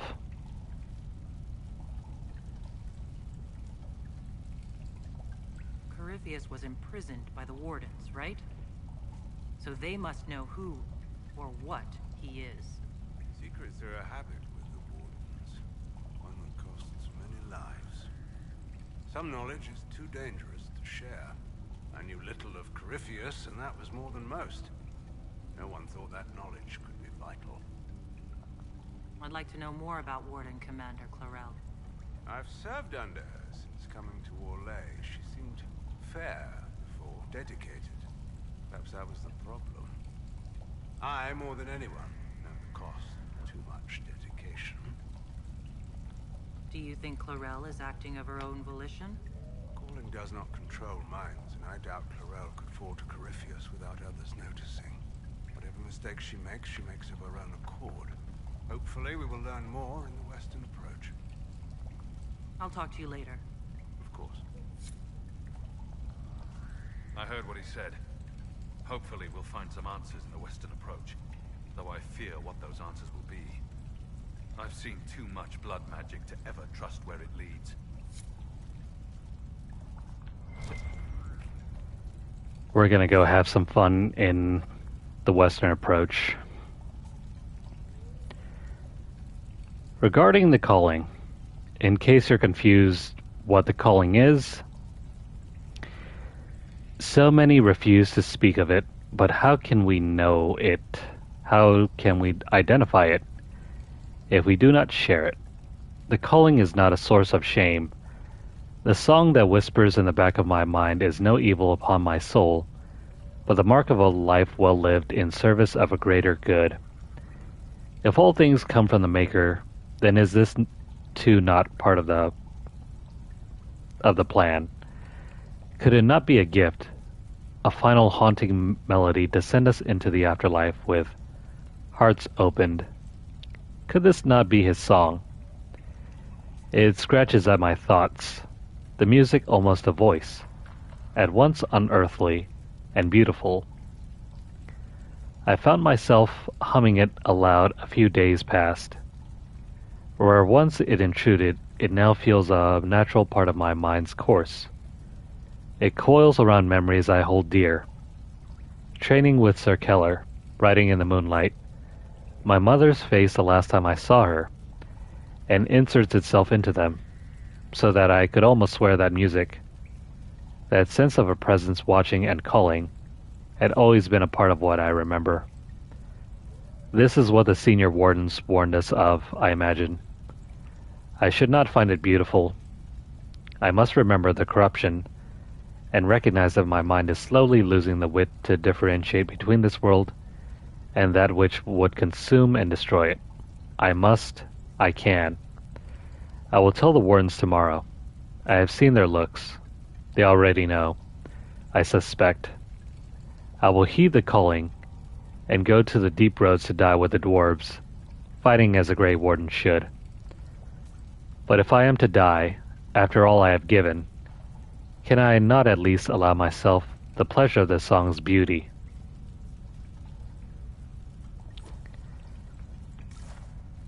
It's kind of hard to explain this without some major spoilers. What exactly is the calling that they're talking about?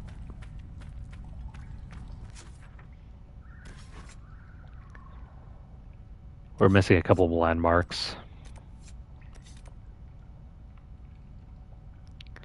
I'll probably have to look into them later.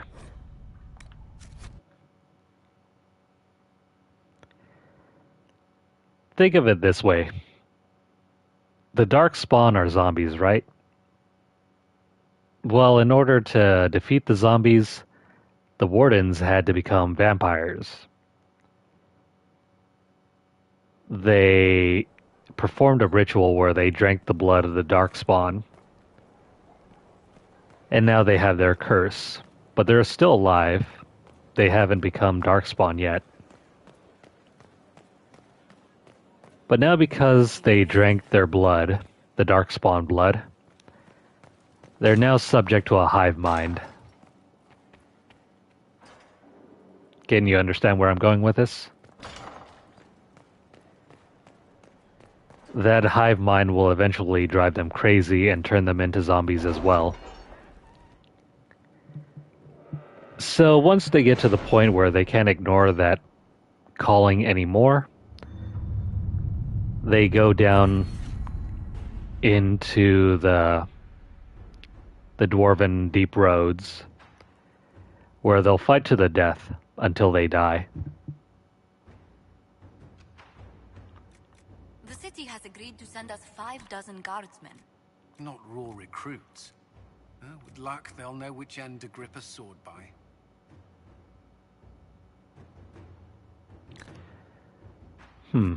What do we want to pick up now?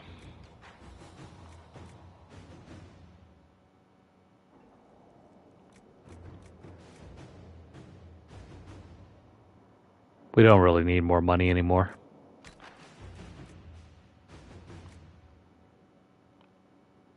You know what? Let's take Underworld Knowledge. Any knowledge perks that we can pick up, the better.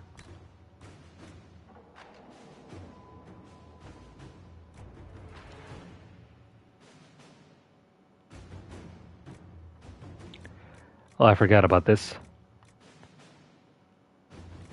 Eagle-eyed will increase the range of the ping function, allowing us to look for more goods lying around.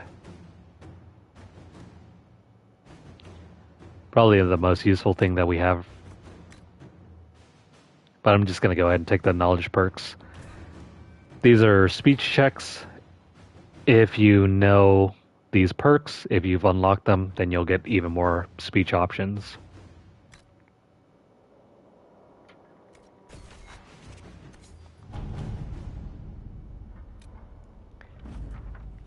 Hey, they found the mayor. I hear the mayor of Crestwood's been found. When he comes in, stick him in the holding cells. Let him stew there until the Inquisitor brings him out for judgment. We can do that right away, too. The tunnels are complete, and our agents slip in and out of Caer Bronach like shadows.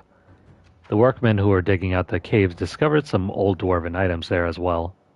Mundane things such as pots and furniture, but they brought a fair price among some collectors. Cool.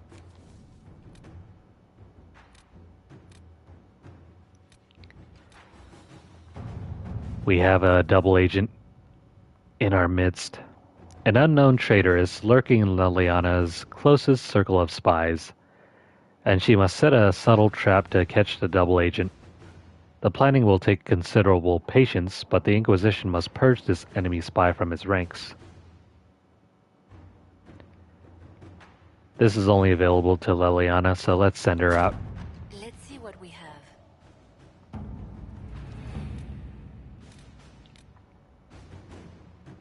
To serve any master. Inquisitor. Here's an interesting thing.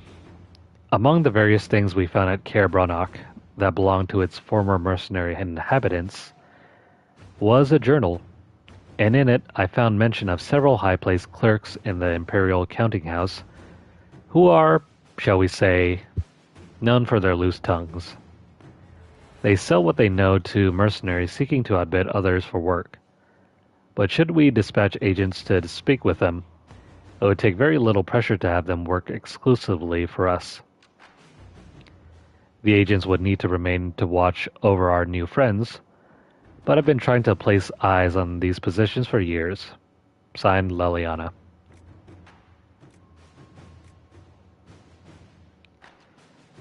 Let's have Josephine do this. At your service.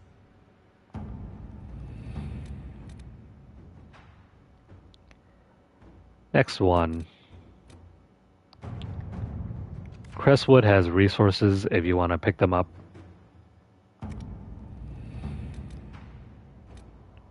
Otherwise, shadows over Denerim.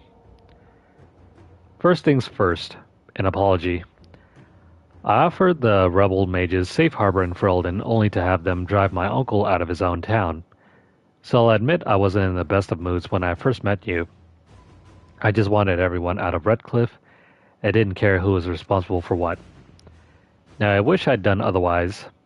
Isn't that always the way? These cultists, Venatori, I think they're called. We have them in the royal palace, or so I'm told. Like rats, but with magic and nasty sneers. I don't know what they're up to, but I need to find them and drive them out. Since the Inquisition knows all about them, I'm hoping you'll help. Something grateful something. Wait, did you just write that? You scribes do this on purpose, don't you? Signed, King Alistair Theron. Alistair is a bit of an idiot. He has been from the first game.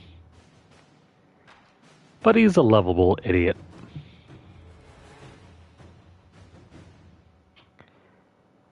How he managed to still survive is a mystery.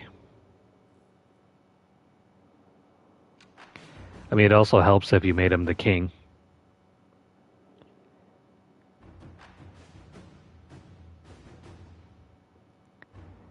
Alistair also has some different outcomes as well if you choose different options. He can end up as king, or he can still be in the Grey Wardens, or he can end up as a bum.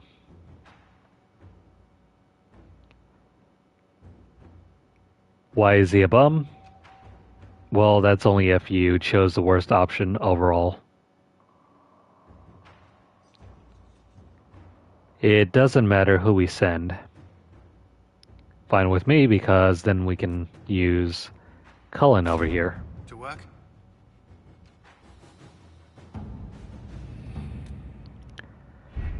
That's everything for now. Let's clear out our inventories and then head on out to the western approach. Or we can go check some out. Excuse me, we can check out some other areas as well.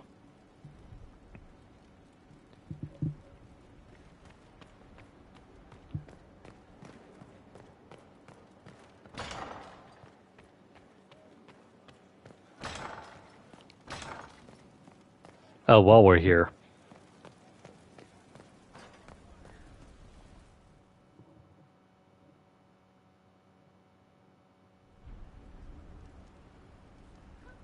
Mayor Gregory Dedrick of Crestwood is present for betraying his own constituents.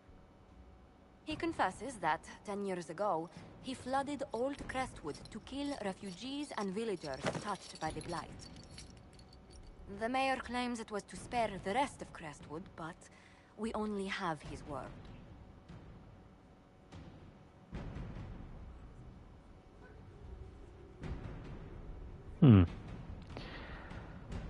We have a number of things we can choose.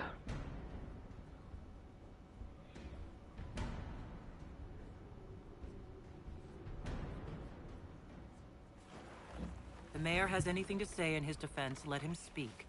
There's no cure for the Blight. But I couldn't convince anyone to leave a sick child or husband behind. So you herded the infected into one place and flooded Old Crestwood? Were no innocents caught in the waters? Nearly everyone in the village had the Blight. I swear it. Have mercy. I couldn't tell the survivors I'd drowned their own families to save them. I couldn't. Oh, wait. Crap. There's a better option here. But it isn't unlocked until after a certain story quest. I'm just going to reload this. You lied for 10 years about your crime, then fled after confessing your guilt. For avoiding justice, you were exiled from Ferelden. I doubt the Crown will disagree. I knew your coming meant the end, one way or another.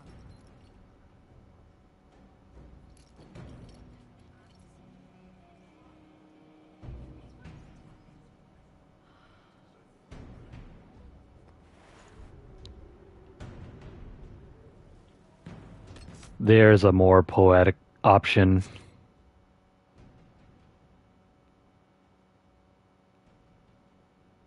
Yeah, we're gonna go for that option instead. Well, shoot.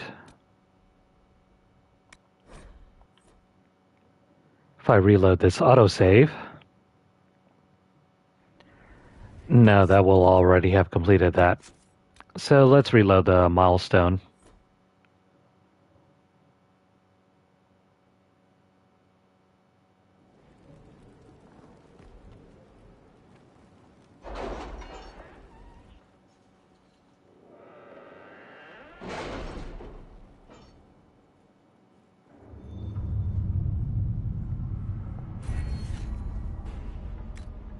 Yeah, this is going to set us back a couple minutes, but that's fine.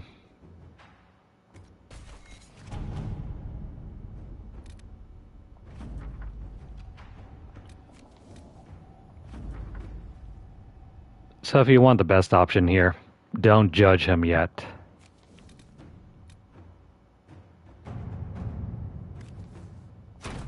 Inquisitor.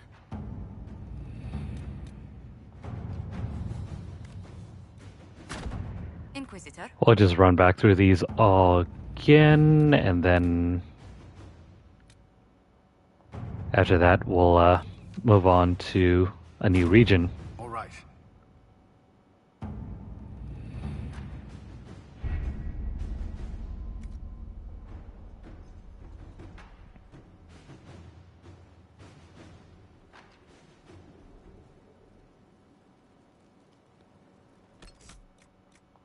Alright, time to clean up our inventory and then we'll make a save.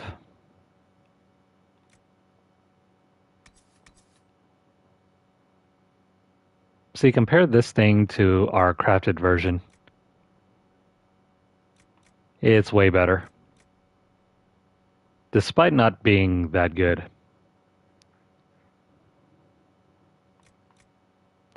This one was made with some very basic materials. I mean, there are some decent things about this, but I'm just going to trash it.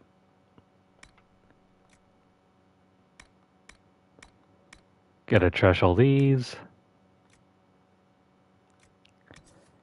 The Fade Knocker. Maybe Solus can use this? Oh yeah, he can definitely use it.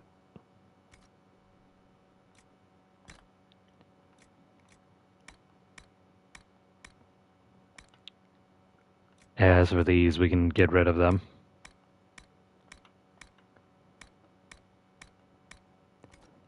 Same thing goes with the shields. That's useless. In Death Sacrifice. This is a unique medium armor. Perhaps Vera can use it. Oh yeah, he can. Let's throw it on him then.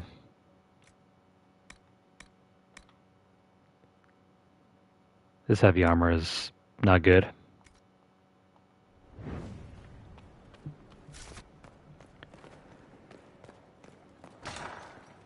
Alright, we'll get rid of our inventory and then we'll head over to the western approach. I think I'll save the more boring regions for later.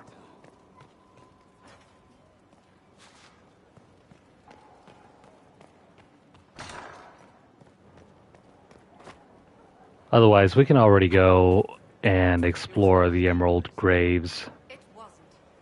Diseased, maybe. You didn't see it. It had colored fire. My father saw the last archdemon. You don't know anything. Oh yeah, we opened up some new shops over here. Come to the attention of the powerful, and I am the response. Monsieur Faris at your service. You will find my wares unique. I sell influence.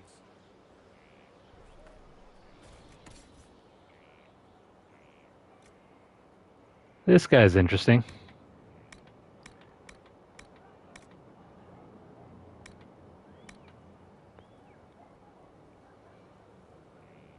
What the heck is this?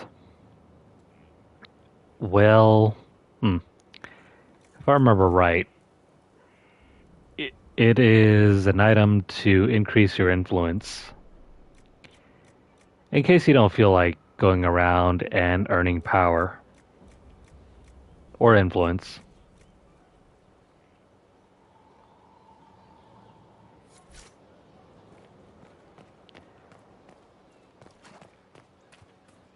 I don't see why you would ever take those. Unless you just want to speed run through the game. And money is no issue. If you're speed running through the game and ignoring all the tasks in the region, then by all means, take them, use them. Otherwise, you'll end up spending like, what, 60 hours playing this game like I have?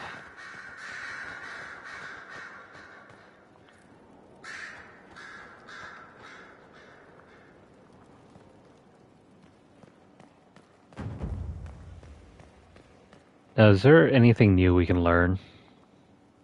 I'm told you have Alexius researching magic for you. Research is always what made him happiest. Perhaps I'll even go talk to him eventually.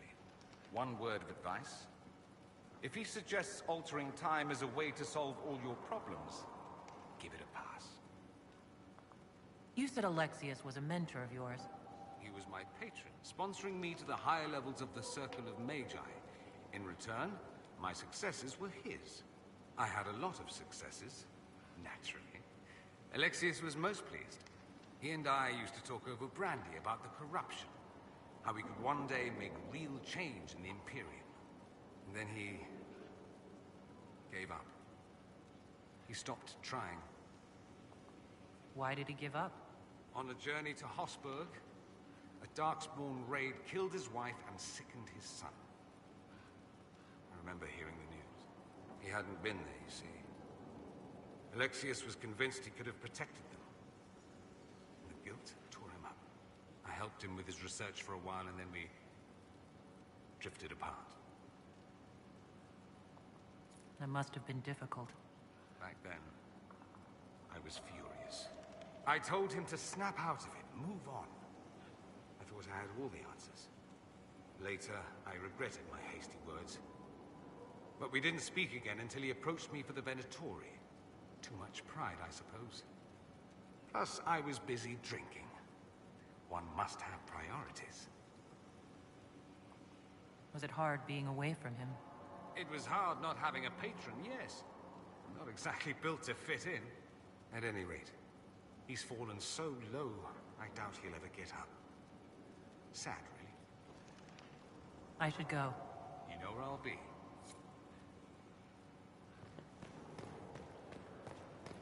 I enjoy games when villains aren't just one-note characters.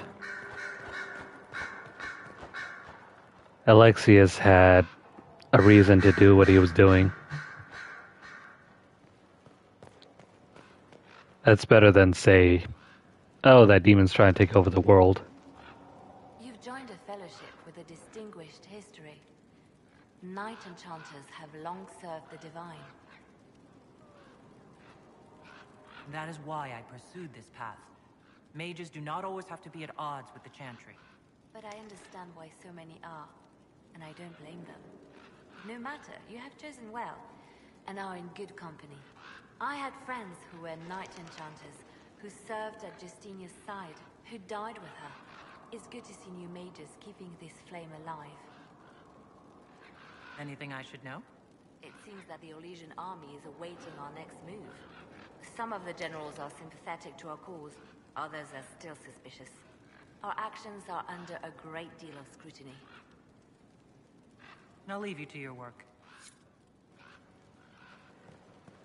You know, I chose this specialization because, frankly, it looked cool.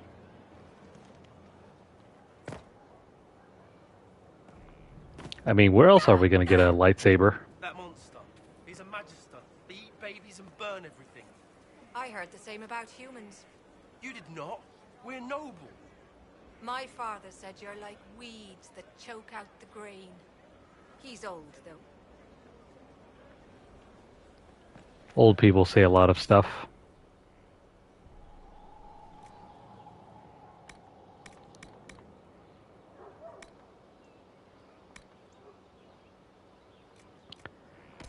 Let's get rid of our loot.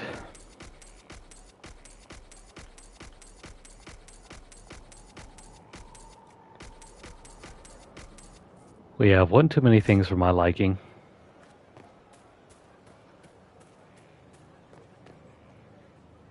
I'm here. Let's talk about the Grey Wardens. You must know a lot about them. Ah, the Wardens. I'm afraid we're less exciting than we seem. Have you been hearing the calling too? I know what Corypheus is. He has no sway over me. Let's continue this at another time. As you wish. I'll be here if you need me. Remember that. It's going to be important later on.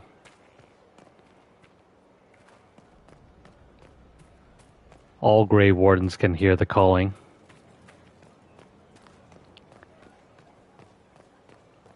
Why isn't exactly Blackwall freaking out then? The world may never know.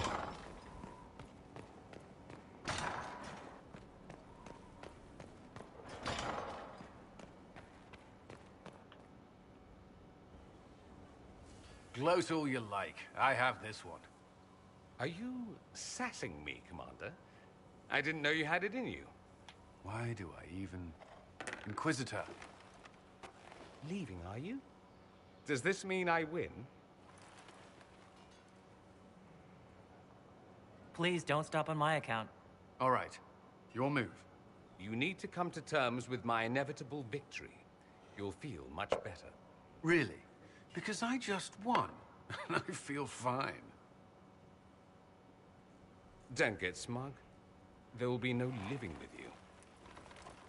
I should return to my duties as well. Unless you would care for a game.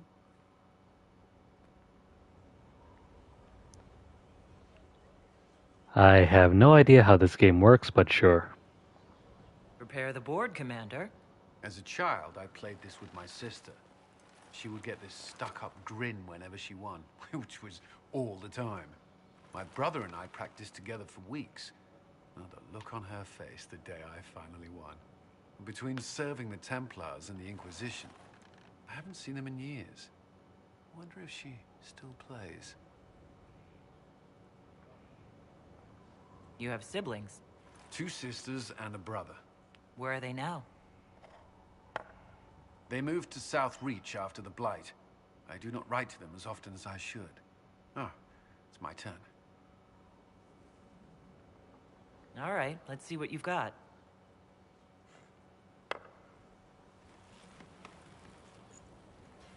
This may be the longest we've gone without discussing the Inquisition, or related matters. To be honest, I appreciate the distraction. We should spend more time together. I would like that. Me too. You said that. We should finish our game, right? My turn?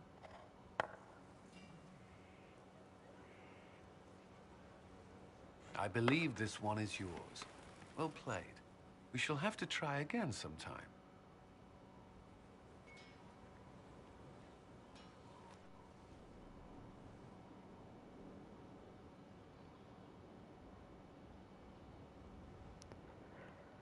Oh, it's gonna suck when we break his heart.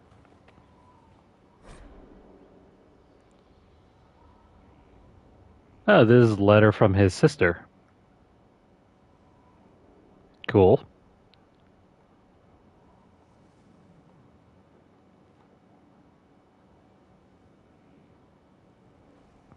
If you're interested in seeing more, pause the video.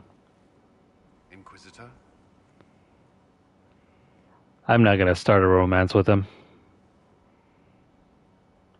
Is there anything I should know? I've gotten used to mages disliking me on principle. Vivienne's views on Templars are surprisingly traditional. Yeah, we're not going to discuss this. Is there anything I should know? Sarah brought me a piece of cake. She thought I looked hungry. Why are you telling me this? Because it was either an act of kindness or a trap. I was hoping you knew which. That's all for now. Should you require anything, I'll be here. It's never nice to lead someone on. The soldiers make me nervous. Sitting around here, tempers get short, and fighting. I saw one soldier reach for his belt like he was going to draw a dagger on. Alright, I'm seeing new conversations, so let's run around and do some rounds. I suppose you're right. I wondered why all Skyhold seemed suddenly brighter. What's been going on? Varric came by to talk. He told me a story about copper marigolds. Shouldn't you be out there scouting? In a bit. We're in Skyhold for supplies and a change of personnel. Not me, though. Indispensable. See you later.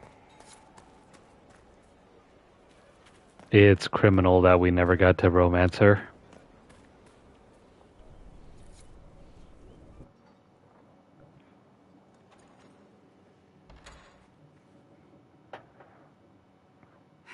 I can keep staring at this, but I won't get any closer. Something I can help you with? Yes. Possibly. We saw so many Red Templars at the assault on Haven. Perhaps all that was left of the Order. What we didn't see was Lord Seeker Lucius. Indeed, I've seen no hint of any Seekers amongst the Red Templars, or anywhere. I have a growing suspicion Corypheus has imprisoned them. Why imprisoned? He could just as easily have killed them. Not easily. But yes, they may be dead. But the Seekers began this war against the mages. They cannot have simply vanished. There must be a trail we can follow, yet so far I have only discovered hints.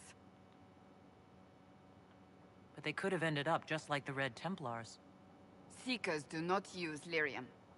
I assume Corypheus gained control of the Templars by corrupting the lyrium they were already taking. To do the same to a Seeker, you'd have to force the lyrium upon him. That may be what happened, but it couldn't have begun that way. We're missing a piece of the puzzle, Inquisitor. I need to find it. Finding them obviously means a lot to you. I left the Order, but I can never abandon them. I cannot even claim that rescuing them would be beneficial. They wouldn't look kindly on the Inquisition. But even so, if there's a chance... If we can spare resources to follow up on these leads, Inquisitor, I would appreciate it.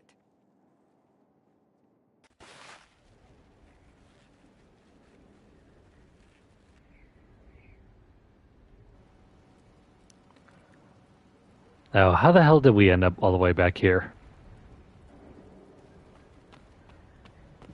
Well, if we have the time, we'll investigate further. He said your request... And what else did Lady Forsythia say? That she'd rather drown herself than help the Inquisition. Anything else? She said she'd have us flogged alive if we allied with her brother. That does sound like her. Cheer up, Josie. We at least have her attention. You always do find the brighter side of things. We are in the midst of cementing an alliance with Lady Forsythia of Nevada, your worship. It's become a somewhat delicate task. Can I do anything to help negotiations? Thank you, but I believe I have matters in hand. I dissuaded her from sending soldiers when she learned we'd struck an accord with a brother she's feuding with. Lady Forsythia simply employs a colorful manner of speech.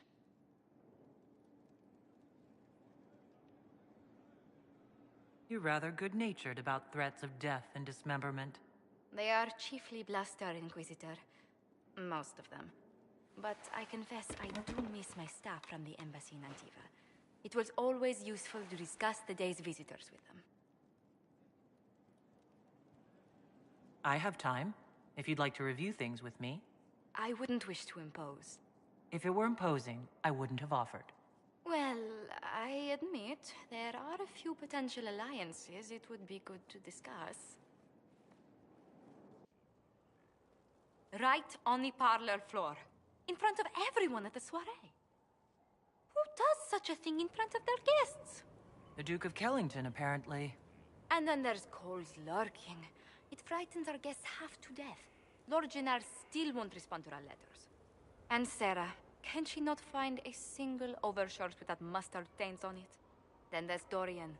The man refuses to take anything seriously unless it suits its whim. Not to mention... Oh goodness. Have we been here an hour already?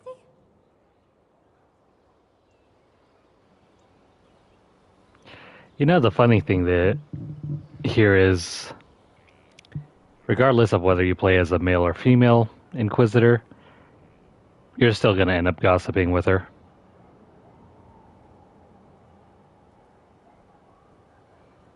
Two 2.5 hours, I think, but no one's counting. Oh, dear. I didn't intend to go on for so long. You must think me quite the gossip. Spending time with such an engaging woman is never unpleasant, Lady Montelier. Goodness. I'm glad I haven't wasted your day. Well, I've taken up quite enough of your time already. Until next time, Your Worship.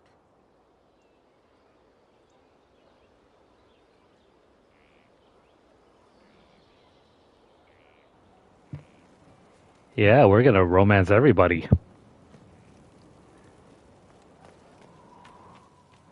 All except Cassandra, for whatever reason. If you try to pursue a relationship with her as a female Inquisitor, eventually she'll turn you down.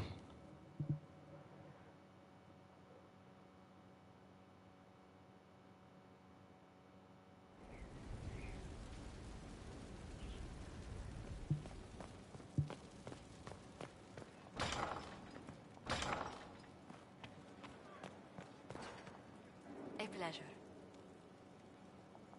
What do the people make of us? We've gathered many favors among the nobility. They will be gently reminded of this. Let's speak later. Goodbye. I think we finished some more war table operations. Let's pick those up.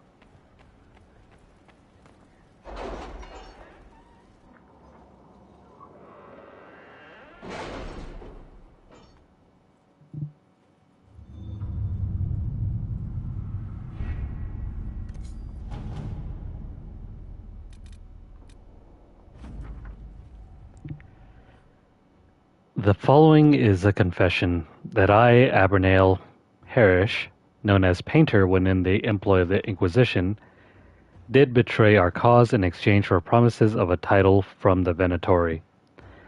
I acknowledge the mercy of the Inquisition in allowing me my life in exchange for secrets of the enemy, who I have now forsworn, and I willingly serve my sentence in prison.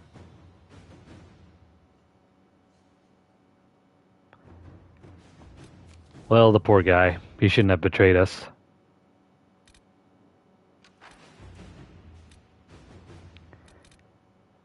On to the next one. Dorian's request. Now that you're in charge, there's something I thought I'd bring up. there are Venatori mages out there lurking in the wilderness. This comes as no surprise to you, since you can't swing a dead cat without hitting one of Corypheus's minions, but these particular Venatori have significance to myself. For one, I know them personally. I would call them friends, except that would imply I didn't want them dead, which I do. Since I have an idea of where they might be, to send us 6 guardsmen.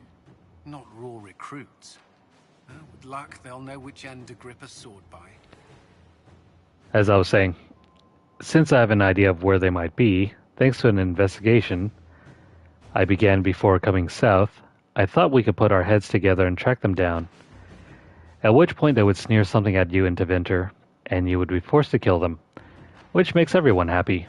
You for eliminating a potential threat, me for eliminating men and women too stupid and short-sighted to be permitted continued breath.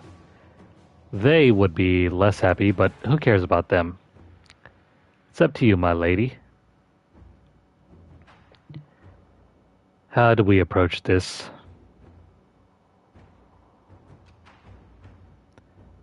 Dorian's request.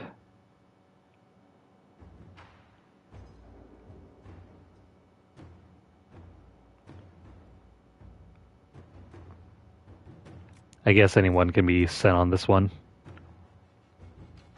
But as for the results... Oh, cool. This unlocks Dorian's companion quest. It doesn't matter who gets sent on this. Liliana takes the least amount of time. Let's see what we have.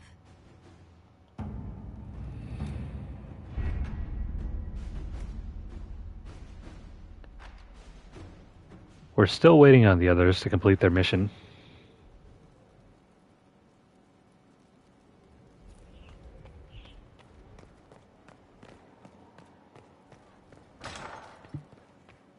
In the meantime, let's continue asking around. Maybe there are some new cutscenes to see. What can I do for you, your inquisitorialness? Tell me the truth, Varric. Do you actually think I was sent by Andraste? Shit. This is going to be awkward. I guess I do. Either you're guided by the hand of some higher power, or you have the worst luck.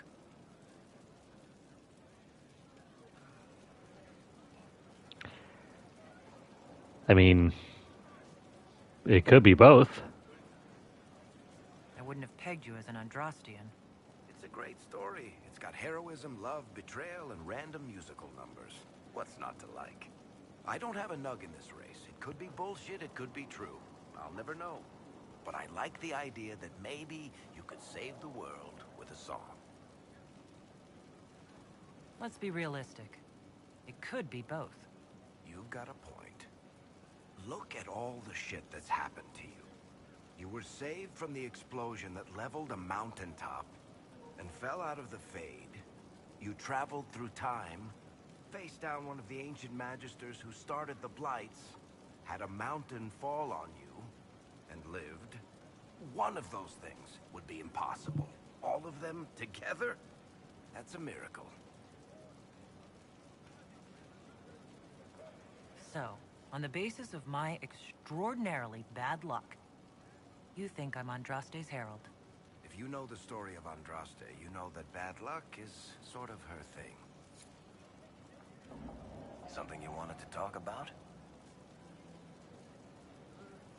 I've read your Tale of the Champion, and I have a few questions. That's a pretty common reaction. Go ahead. Carry on. What can I do for you, your inquisitorialness? Can I ask you something, Varric? You want to talk about me? I'm flattered. Also inclined toward extravagant lies. Thanks, Varric. No problem. Well, I guess that's the only new dialogue option. What about everyone else? The new power you wield. I heard from Cassandra that it is the magic of the Knight Enchanters. If I am not mistaken, the techniques descend from those of ancient elven mages, called arcane warriors. I wonder what they would think to see their magic used in defense of the Chantry.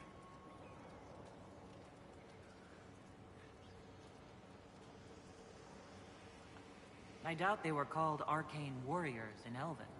The formal name for the techniques you have learned was the Durthena Emnasalim, knowledge that led to victory. Mages who eschewed physical confrontation called it Gilanim Banalvan, the path that leads astray. What can you tell me about the arcane warriors? They were elite guardsmen, serving as bodyguards or champions for nobles, as I understand. Mages who focused on spirits or the Fade might sneer at their physicality, but never doubted their honor. They were the living embodiment of will made manifest, mind shaping the body into the perfect weapon. That's funny. In the first game, you could take on the Arcane Warrior specialization. I don't think you had to be a mage, or not a mage. I don't think you had to be an elf in order to take that on. Here's a unique dialogue option. I hope they would be proud to see another of our people practicing their techniques. I hope so as well. So much knowledge has been lost. Perhaps having something they created carried forward, even in such a different form, would gratify them. Did you need anything else? I need to know more about Corypheus. You shamed him when you destroyed Haven. Spoiled his glorious victory. It would be worse to acknowledge that you had done so. He must continue on his course or show weakness. He will return to his plans to throw Ole into chaos, and then conquer it for Devinter. We'll talk later. Goodbye. Nice talk, Solus.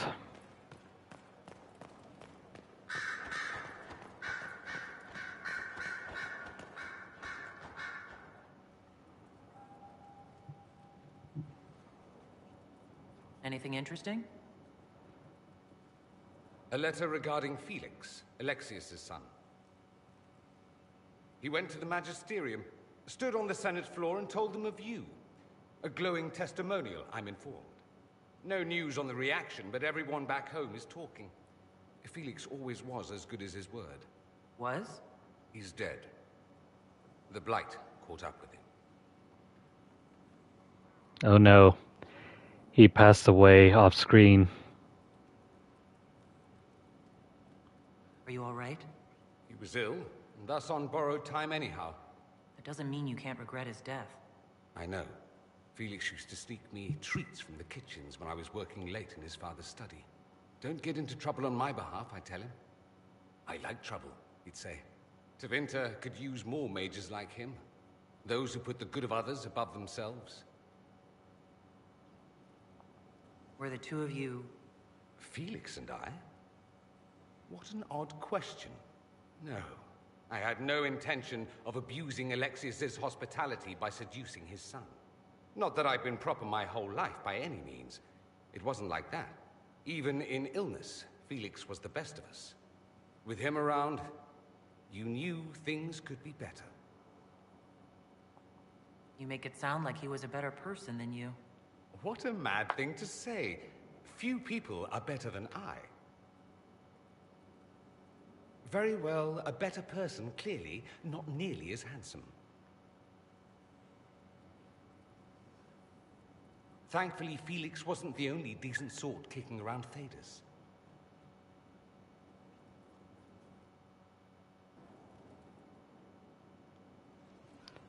I mean, he doesn't have as majestic a mustache. Questions. I should go. You know where I'll be. I met Loghain long ago, when I was a Grey Warden. Odd, he should be one now, while I am not. His suspicion of us bordered on the fanatical. It doesn't surprise me you found the Wardens mixed up in all this. From first-hand experience, you should be wary any time my old order is involved. You were once a Grey Warden? Mine is an unusual circumstance, Inquisitor. Normally one is part of the Order until death. But long ago I found myself stripped of what made me a warden. They tried to reinitiate me, but nothing worked. Nor could they figure out how it happened. So I was sent to the Circle of Magi, the first warden ever to be kicked out. Quite the achievement. I think we've already listened to this. There are some dialogue options here that repeat. I don't know why they do. You sound happy about it. Becoming a warden seemed like a dream when I was first conscripted. Towards the end, however, my brothers and sisters, they felt I had somehow cheated death. I was glad to leave. It also made me unique in the circle. I had an opportunity to do more than I ever could as a warden. Yeah, we listened to this the first time around. I'll leave you to it.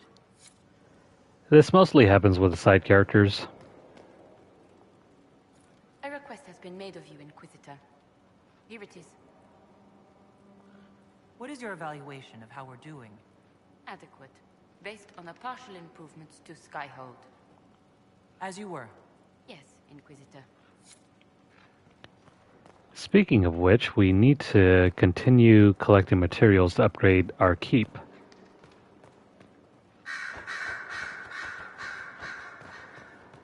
Where did Liliana go? Inquisitor? Anything I should know? I've nothing to report at the moment. I'll leave you to your work. Of our advisors, she has the least updates so far.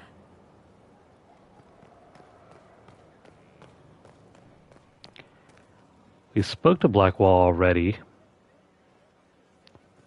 Already did Cassandra.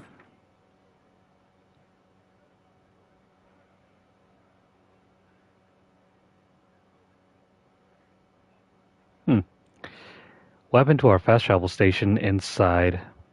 Oh, there it is. Wrong floor. By the way, what's this over here? Inquisitor.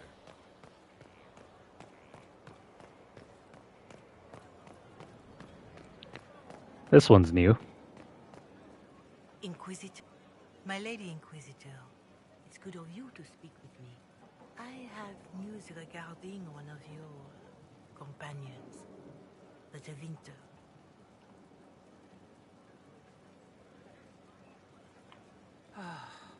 Has Dorian done something wrong? No, thankfully. It's nothing like that.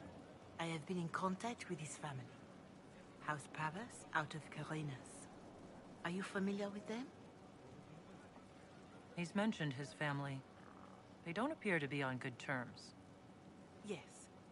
I believe you're correct. The family sent a letter describing the estrangement from their son and pleading for my aid. They've asked to arrange a meeting quietly without telling him. They fear it's the only way he'll come. Since you seem to be on good terms with the young man, I'd hoped... Are you sure this isn't some kind of trap? I mean, the secrecy. That did occur to me. What if it is a plot of those mages, the Venatori? Another reason to put this in your hands, Inquisitor. I pray that isn't the case. But if it is, you are far better equipped than I to respond to such treachery. Why would his family contact you? Because they don't know you, Inquisitor. I am not of the Imperial Chantry, but they know what I represent. These are parents concerned about the welfare of their son. How could I not do whatever possible? I would speak to the young man myself, but he does not care for me. Thus I come to you. If any good can come of this, we must try. Just what kind of meeting do they have in mind? I believe they just want to talk, to understand why Dorian felt he had to come here. Somewhere private, away from Skyhold, but not in Tevinter. You make them nervous, I think. They don't understand why he's here with the Inquisition. They want him to come home. What happens if Dorian doesn't agree? Hopefully that will be the end of it. If not, well, that's why you should be there. They don't want Dorian to know? That seems odd. They believe the young man would refuse, and the letter implies he'd have cause. Yet, they are remorseful for whatever came before. This is a chance for dialogue. There is deceit in bringing the young man to this meeting without his foreknowledge, I know. But does it not lead to a greater kindness if there is potential for reconciliation? If you think I'm going to trick Dorian into meeting his family... I feared you might say that. The family will send a retainer to meet the young man at the Red Cliff Tavern, to take him onward. If he truly does not wish this reunion, he can always end the matter there. I pray you change your mind, Inquisitor. Perhaps their letter will persuade you. If there is any chance of success in this, it behooves us to act.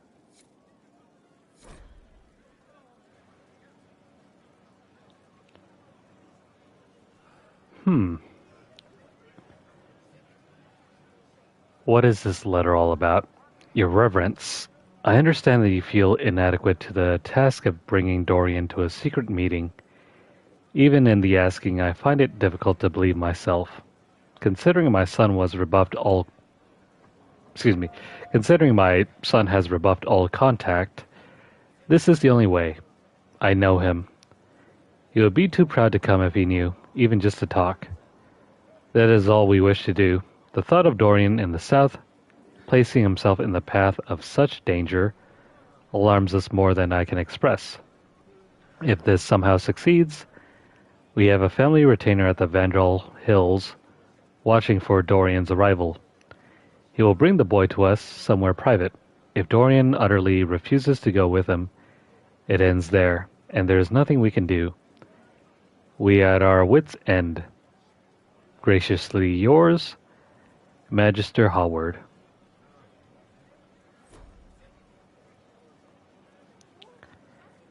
Dorian doesn't strike me as a very young man.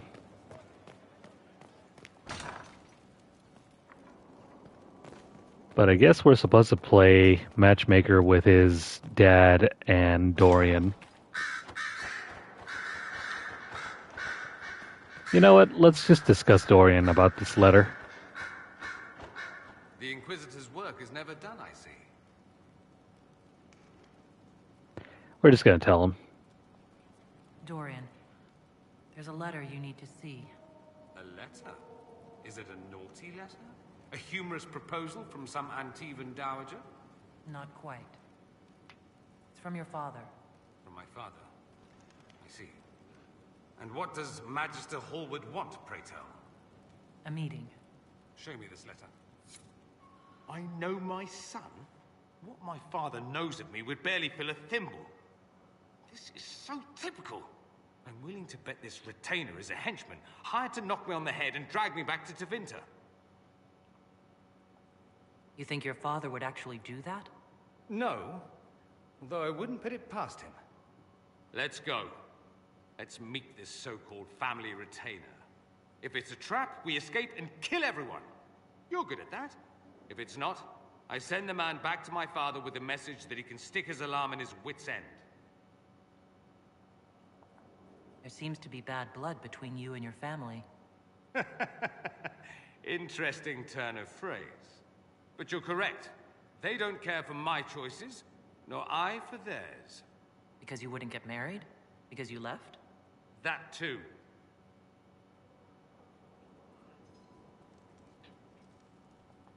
Let's go meet this retainer then. I wonder how much my father paid this man to wait around just in case I showed. We'll find out soon enough. We'll do that later. I can't believe my father's gall. Of course, he couldn't come here to Skyhold. No, that would be too much. But contacting some southern cleric on the sly, much wiser. If this is some Venatori connivance, I will be utterly disappointed. I should go. You know where I'll be. I don't think there's any combat or anything for that quest. You just have to lead him to the retainer, wherever it is. It's a noble calling, the Knight Enchanter. You have joined the ranks of the most select mages. You should be commended. So few have the discipline necessary. I didn't realize you were a Knight Enchanter, Vivian. Of course I am, darling. Knight Enchanters serve in the highest echelons of the Chantry and Circle. Where else would I be? As hard it is to... yeah. As hard as it is to accept this, Vivian is also a Jedi as well. I'm pleased you approve of my choice. You have your moments, my dear.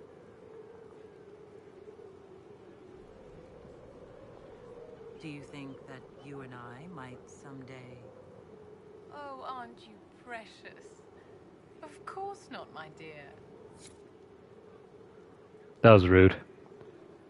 Did you need something, darling? Apparently Vivian doesn't like us enough to start a relationship. Fine by her.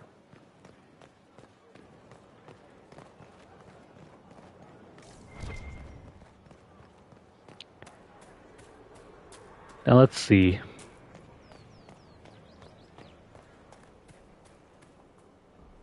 I understand if resources cannot be spared to help search for the missing Seekers, Inquisitor. Still, it could involve a threat we are unaware of. There may be a use in looking.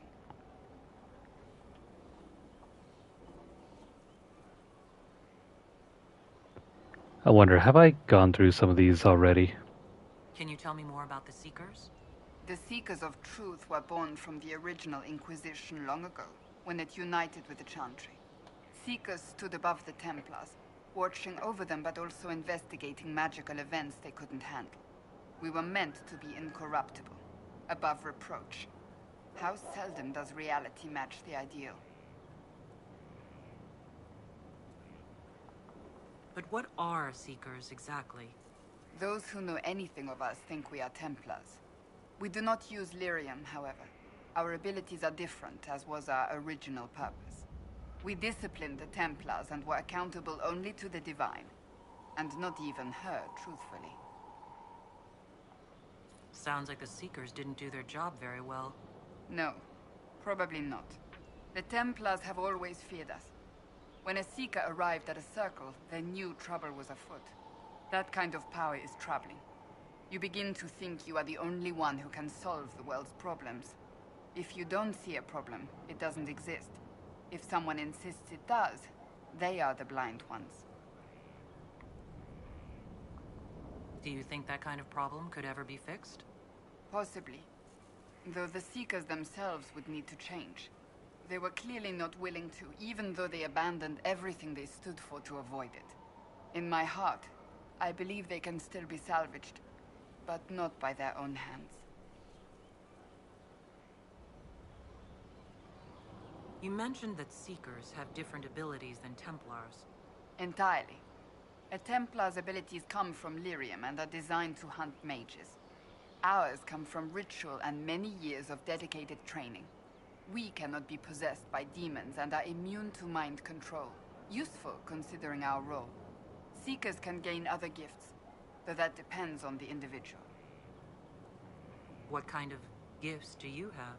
I can set the lyrium within a person's blood aflame. Both mages and Templars bend before my will. Some Seekers use it to interrogate, others simply to paralyze. Once there was a Seeker who could use it to kill. That particular gift is considered rare.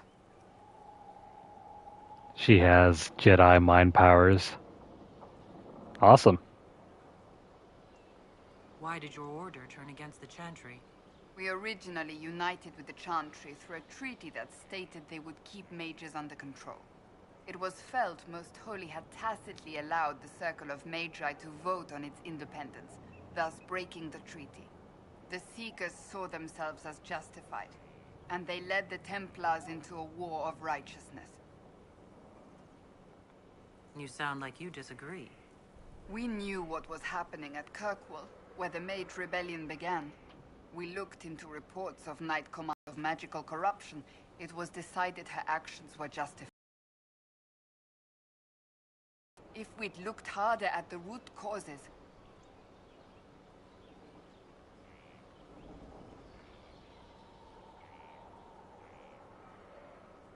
You seem to care a great deal about it. Too much. If would close ranks and crush it. We would find an answer, but only once we felt we weren't being coerced.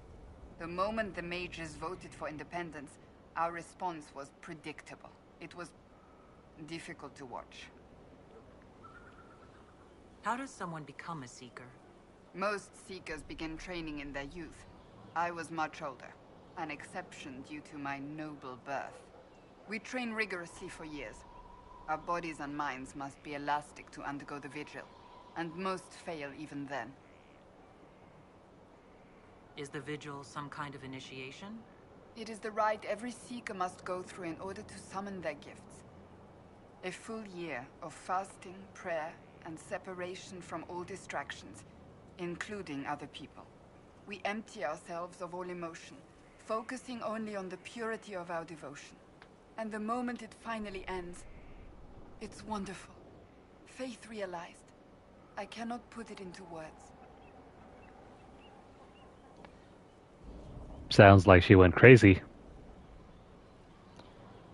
Or maybe she found her moment of Zen and became a Buddha-like figure. I wish I could experience that. If the vigil was not so arduous, I'd say more should attempt it. What if mages never needed to fear possession by demons? I'm told it is impossible, however. I suppose I'll never know the truth of it now. I've no more questions. Inquisitor. May I ask you about the Chantry? I have no better answers on the topic than anyone might, but I'll tell you what I can. Thank you. Never mind. I think we've seen some of these other ones. I have some more questions. Why am I not surprised? Tell me about your brother. I would prefer not to speak of Anthony. Another time, perhaps. I'll let you get back to work. That's all for Cassandra then. Right, the big three. From Haven's fire come we, the able true, to Skyhold now, a fortress. You're doing good work, boss. I like how this Inquisition is coming. Next time you're free, why don't you come grab a drink? I'll introduce you to the Chargers. Can you tell me more about Saharan? It was a damn ugly place. Only getting uglier when I left. Between the Fog Warriors, the Tal-Rashath, my people, and the Vince, you were lucky to go a day without blood. What do you want to know?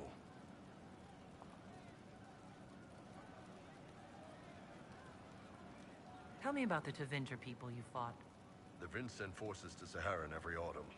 Guess they didn't like the summer heat. We had some good fights on the beaches, standing in knee-high water foaming red with blood, ships on fire around us. The cities were worse. Free bit of advice. Don't let the Inquisition forces get suckered into urban combat. Why do you hate Tevinter forces so much? What makes them so bad? It's not their armies. It's their spies. They bloodied Saharan year-round, killing loyalists, supporting rebels. Alam had no city administrator. Nobody would accept the position. The last 4 who held it died inside a year. Trying to conquer a country is one thing. Making it so nobody can live there, that just screws everyone. Oh, I should probably point this out. Make sure to befriend Iron Bull as much as you can, because his companion quest is one of the most consequential in the game. It determines a number of things. things like for the natives of Saharan? I remember one guy. He made these things, fish wrapped in thin bread. Nice guy. Talk to him every morning. So, one time I'm asking about his bad back, and I see he's nervous, trying to tell me something with his eyes. Next thing I know, his assistants draw knives and come at my team. The rebels had forced him to poison my fruit. And then? I'd seen how nervous he was, so I hadn't eaten anything. A couple of my guys weren't so lucky. We killed the rebels. I lost 2 men to the poison, another to knife wounds. My friend who made the fish wraps died with a knife in his throat. Close quarters fight. He was caught in the middle.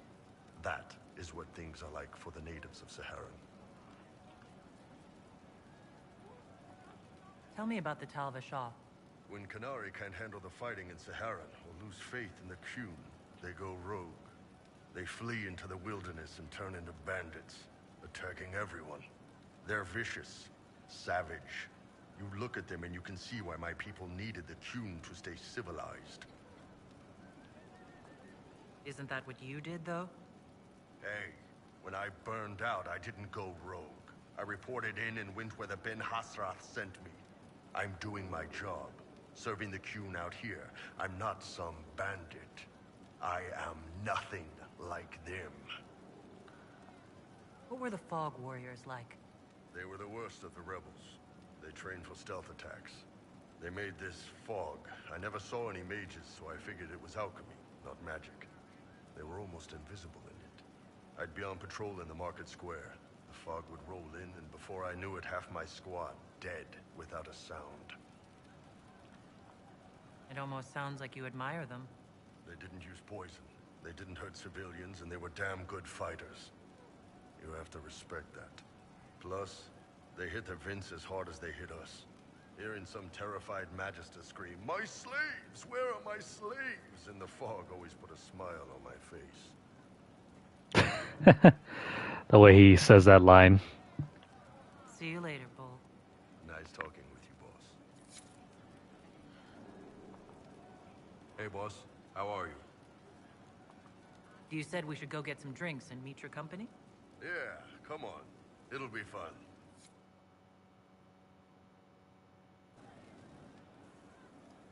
Ah, good. We're not drinking alone. How you doing, creme de la creme? Your worship. I'm so glad he has someone new to hit with that joke. Do you prefer Creme or Cremisius? Crem's faster. The chief's nicknames usually end up sticking. Hey, when I was growing up, my name was just this series of numbers. We all give each other nicknames under the Qun. They ever wear shirts under the Qun, chief? Or do they just run around binding their breasts like that? It's a harness, creme. Yes, for your pillowy man bosoms. Let me know if you need help binding. You could really chisel something out of that overstuffed look.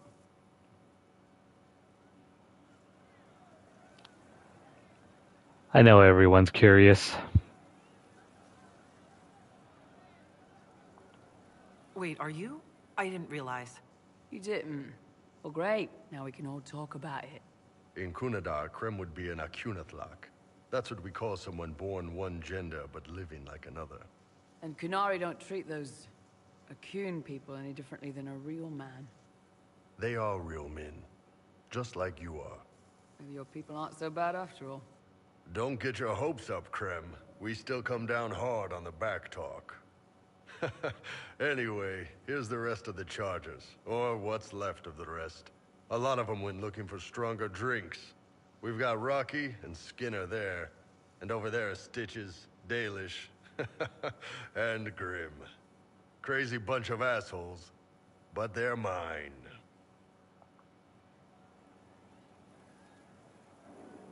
Man, these are some wicked nicknames, but let's start with Skinner. So, how'd you join the Chargers? Killed some people. Skinner didn't take kindly to nobles testing their new swords on the elves in her alienage. Bull took me in. Now I get paid to kill shams. This is actually really good behavior for her. She's not marking her territory or anything.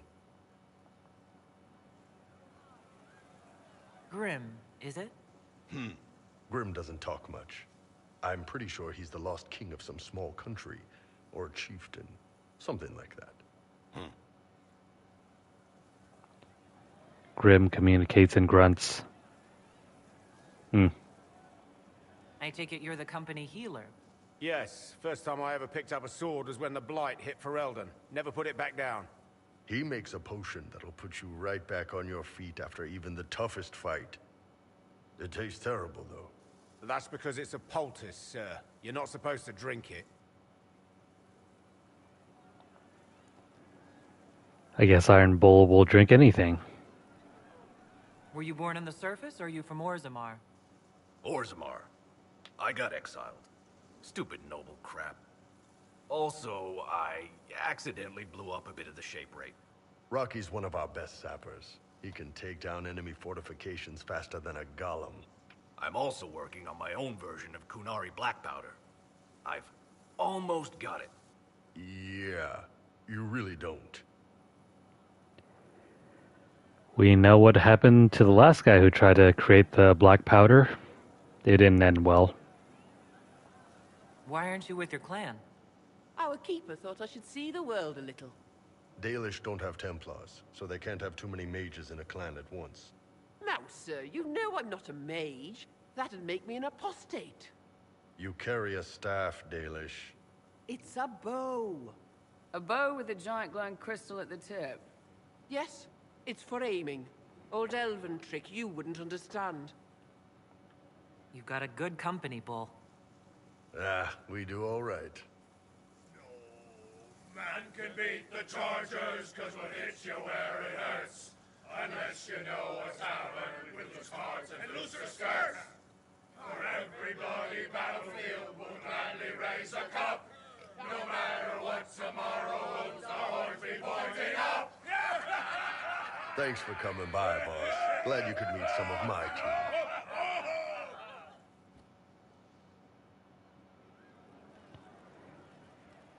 It's good that we get to know them because... Hey, that elven redhead who makes the buns in the kitchen. Is she available? Because I'm getting signals. Yeah, because it's going to come up later. I'd like to hear more about the Chargers. Always happy to talk about my guys. What do you want to know? How did you start the group? It's easy to make a name for yourself as a merc when you're a head taller than most folks. I spent a year or two working for Fisher's Bleeders, but their captain was crap. Figured I could do better. The best folks in the Bleeders agreed with me, so we split off. I imagine Fisher disagreed. He came at me. I snapped his sword in half, and we talked things out over drinks. What are the craziest jobs you've ever taken? Besides this one, there's a lot of violence between the nobles here, but that's standard work. The fun stuff is when they party. They always want to impress each other, and that means getting something shiny. We've hunted wyverns, fought through caves to find some old magical crap. Even went giant baiting once. What's giant baiting? So this old guy, Comte Van Chess, has some kind of a pageant planned. But he needs a giant, which is off in some damn cave. He's got some kind of rare charm to control the giant, but no way he's going into that cave himself. So we go in, kill some spiders, find the giant, and wake it up. It attacks us because, of course, it does. And we let the big bastard chase us outside where Van Chess is waiting. That was actually your plan? To let a giant chase you? Yeah. We had to stay out of reach, but close enough that it wouldn't give up. It was tricky. Good news is the giants are slow. Long as my guys ahead could clear out the spiders, we were fine. Bad news is the giant spiderwebs slow you down a bit more than you think. But at least Comte Van Chess got his giant for the pageant. Turned out that charm was a phony. Giant ate the poor guy alive. It's okay, though. We still got paid. I mean, hey, as long as you get paid. It wasn't for free, at least. You have people from plenty of different backgrounds in your group. Yes, well, when you're in Orlais and you look like me, you can't be picky about who you take in. A lot of them got turned away from other companies that didn't want a knife here, or a crazy dwarf. Their loss. You get my back in a fight and carry your own weight, you're good with me. I'd like to know more about Krem. He's a good soldier, and a better second in command. The troops need someone to complain to when I'm being a hard-ass. He's good for that.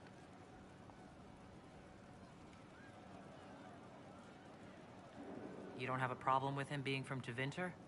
Nah. But you hate the Vints. Sure, but he's not a Vint. He's just Krem. I can get worked up about a group or a nation just fine, but people... It's too much work to hate them one by one. You don't have any problems with him being a woman? He's not a woman. Look, I've got horns, you've got pointy ears, and those freaky big elf eyes. We're probably not the best people to go around deciding what's normal. Krem's a good man. I don't give a nug's ass that it's a little harder for him to piss standing up.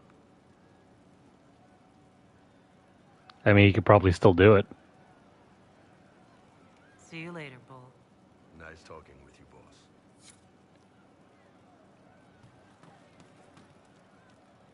Inquisitor? I wanted to talk about you, if that's all right. You know, I'm from Tevinter. Wasn't a slave, but even citizens have it rough if they're not mages. I was a soldier, but women joined the ranks under a different program. When they found out I was passing, it got ugly. I ran, met Bull near the border, and ended up here. Not a life I'd wish on everyone, but it'll do. Why did you decide to live as a man? I didn't decide anything. I've been like this my whole life. My parents wanted me to marry up. They tried to find me a nice merchant's son. Every day, put on a dress, look into my father's shaving mirror, and just hate myself.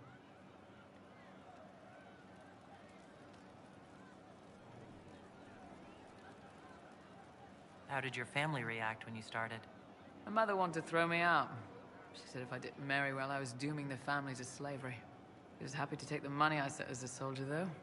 Not that it mattered in the end. My father. When I was little, he'd angle his mirror down so I could pretend to shave, just like him. He never said anything, but I think he knew. Oh, this is really interesting. In a world with magic, why isn't this possible? If you had the chance to use magic, would you change all the way? What? No. I don't want any magic like that within 10 yards of my body. When I was younger, I don't know. Everyone has silly dreams. In Tevinter, dreams like that get you killed. Bull helped me make a good life. Nice armor and a well-placed sock, and I'm happy.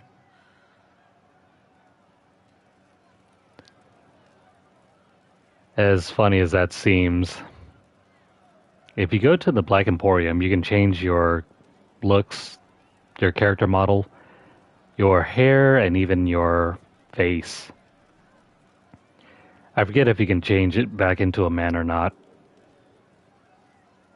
What's Tevinter like for a citizen? Someone who isn't a slave or a mage? I'm of the Separati, citizens who aren't mages. Mages are in charge and everyone knows it. But a wealthy merchant can have an easy life. At the low end, people just try to stay out of slavery. My father was a tailor. I joined the army after the Imperial slaves drove him under. How did slaves drive your family out of business? My father made shirts, aprons, that kind of thing. Nothing fancy. One of the magisters had a pet project to prevent the poor from dying of cold in the winter. Nice, right? He had Imperial slaves making simple peasant clothes and selling them for almost nothing. That magister's nice idea put out slave-made clothes at prices my father couldn't match. It sounds like the Magister was doing it out of kindness. That's the worst part of Tevinter. People don't even realize they're taking away your living. That Magister wasn't a terrible person. He probably saved slaves from dying. My father sold himself into slavery. He's one of the Servus Publicus, the Imperium-owned slaves now. You said you left Tevinter when they discovered your secret. Women are allowed to serve, but only in certain ranks and disciplines. I was up for promotion, but the healer I'd bribed to sign off on my physical had to tend to a sick magister. When the replacement healer saw what was or wasn't in my pants, he made threats. It was slavery or death, so I knocked him out and ran. It's against the law to pass as a man? It's a crime to lie on an Imperial application for service. Would have been a heavy fine or slavery. For 10 silvers, the healer said he'd tell the Tribune I was sick in the head. Some pity for the mad little girl. That was when I hit him. I'd served for a few years. I was good at hitting. I'm surprised you escaped from the Tevinter Imperium so easily. It's not like I lived in Minrathous. I was in Trevis, not far from the Navaran border. It helped that I was being chased as a deserter, not a runaway slave. Slave hunters only get paid for what they catch. They're efficient bastards. We'll talk later. Krem is essentially Mulan. Well, Mulan over here never had to get married. Not really. Can you think of any other tasks suitable for the Chargers? Nothing jumps out at me. If I come up with any ideas, I'll let you know. Can we talk about the Bull's Chargers? Certainly. What can I tell you? Have you had any other interesting jobs? This Orlesian guy paid us to clear out some bandits who'd taken over his mine. We got in, took down most of them, and had just reached their leader when the mine collapsed around us.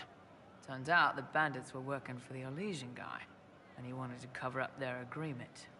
The bandits passed around shovels. We all got to digging. Tracked a lot of dirt into that Orlesian's bedroom. We'll talk later.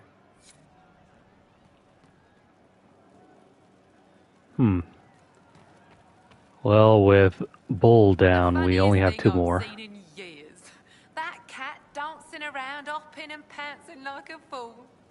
Made my day bright, it did. Maker knows what got into the little rat catcher. Inquisitor. What's the current mood? Scorn. What's the word out there? Quiet. Too quiet. No, wait. Just quiet enough. As you were. Inquisitor. Part of me wishes Cabot was given as big a role as Harding. He's entertaining. I hope I can help somehow. Maybe cleaning. I'm telling you, I saw her. Where the heck is Sarah? I was in Kirkwall. I know him when I see him. I'm Eden, the champion, here. It's good to spend time with you. So, Cole.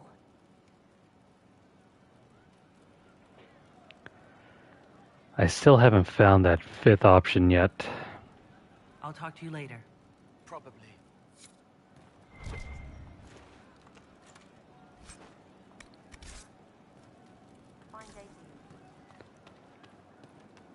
I'm gonna have to hold off on that. Let's find Sarah, and I think that's gonna be all for tonight. Getting serious about mage stuff, magic, things. How about not so much? Just asking for not so much magic. Great, yeah? I was thinking you and I should get to know each other. Look, you're nice. Let's travel around more. I get to know you. We'll see. Your wish is something.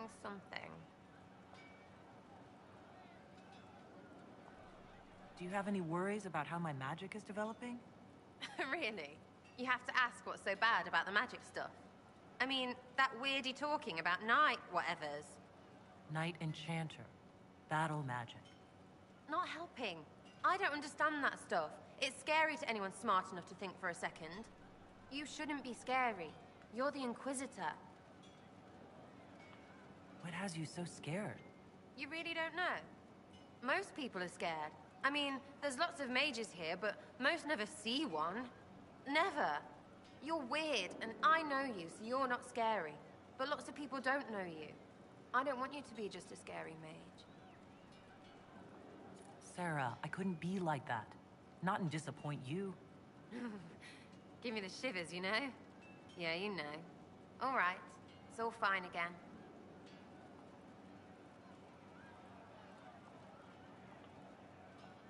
I was thinking you and I should get to know each other. Look, you're nice. Let's travel around more. I get to know you. We'll see. Your wish is something, something. Well, enough about that. I'll be back if I need you. Go on. Can I not jump outside? There we go. Ready for waiting. Never mind. You can't jump outside. That should be everyone, right?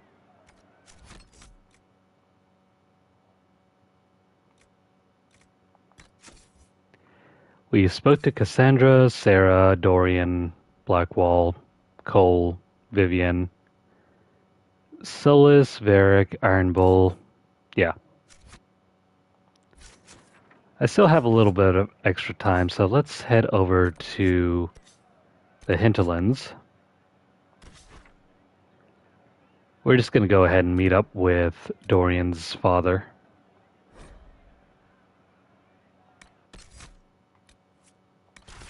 We'll just bring him along.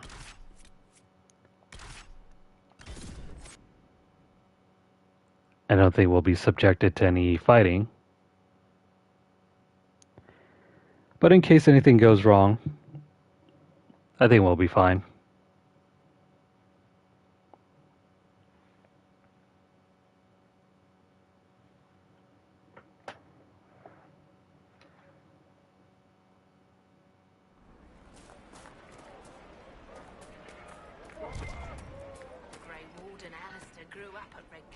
He used to play in the fields outside this very village. They say a desire demon took the mind of our young Lord Connor. The hero of Ferelden drove the demon away to save him. May her be praised.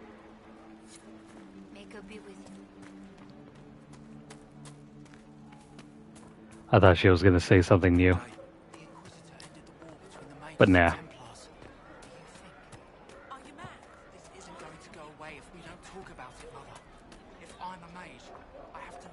Defend myself against demons attacking me in my dreams. Look around, you stupid boy. The demons are already attacking us out here. Please, son, say nothing. Let the dreams just be dreams. I will love you no matter what, you know that. But it's not safe to be a mage right now. I know, Mother. I wonder if we can encounter any new quests. May it be with you. Every once in a while, it pays to just listen in on the conversations that are happening around you.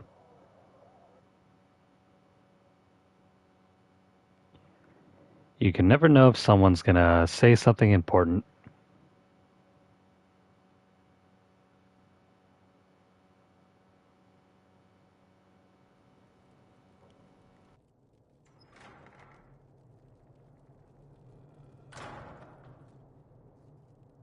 Uh-oh, nobody's here. This doesn't bode well. Dorian. Father. So the whole story about the family retainer was just, what? A smokescreen? Then you were told. I apologize for the deception, Inquisitor. I never intended for you to be involved. Of course not.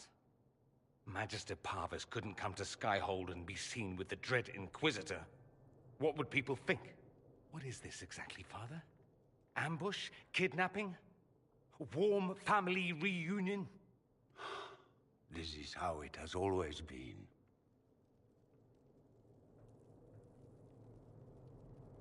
You went through all of this to get Dorian here. Talk to him. Yes, Father. Talk to me. Let me hear how mystified you are by my anger. Dorian, there's no need to. I prefer the company of men. My father disapproves. I'll need you to explain that. Did I stutter? Men and the company thereof as in sex. Surely you've heard of it.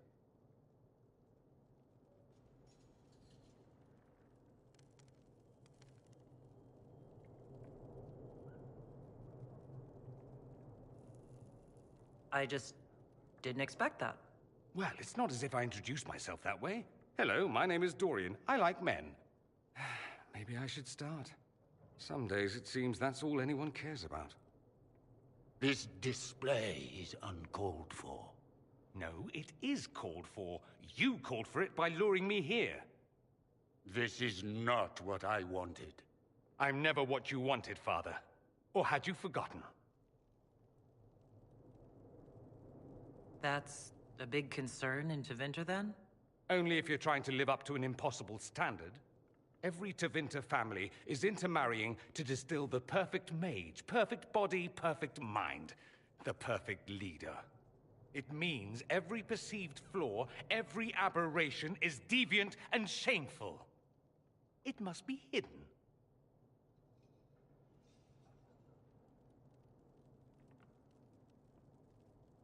Your father might be here to reach out. You could give him a chance. Let's just go. Dorian, please. If you'll only listen to me. Why? So you can spout more convenient lies? He taught me to hate blood magic. The resort of the weak mind. Those are his words. But what was the first thing you did when your precious heir refused to play pretend for the rest of his life? You tried to change me. I only wanted what was best for you. You wanted the best for you. Your fucking legacy. Anything for that.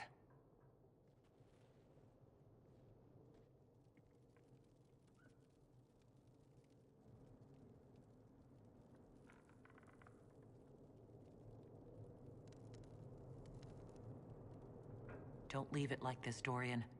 You'll never forgive yourself.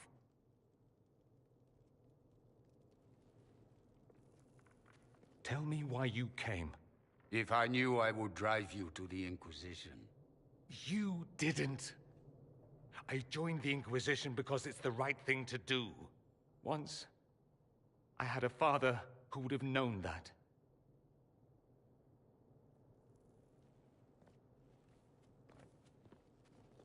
Once, I had a son who trusted me. A trust I betrayed. I only wanted to talk to him, to hear his voice again, to ask him to forgive me.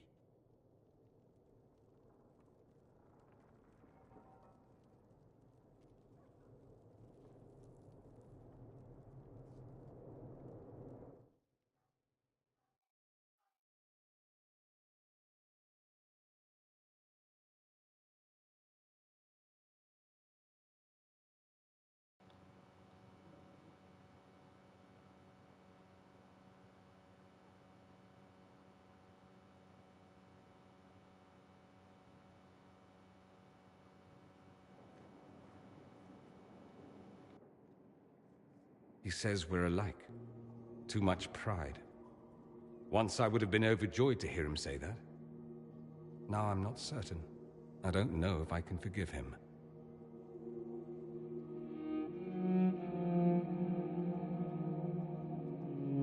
He tried to change you? Out of desperation. I wouldn't put on a show, marry the girl, keep everything unsavory, private and locked away. Selfish, I suppose. Not to want to spend my entire life screaming on the inside. He was going to do a blood ritual. Alter my mind. Make me acceptable. I found out. I left.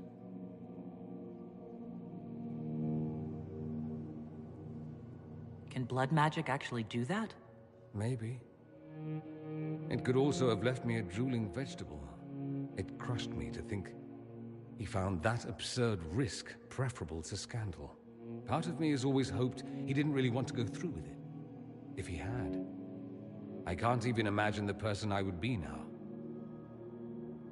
Who wouldn't like that, Dorian? Are you all right? No, not really. Thank you for bringing me out there. It wasn't what I expected, but it's something.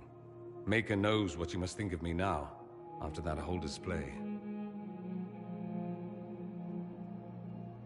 I think you led me on, actually. Ah, the flirting. You're a remarkable woman, Inquisitor. I mean that in the best way. In another life, I meant no offense. I'll desist if you prefer.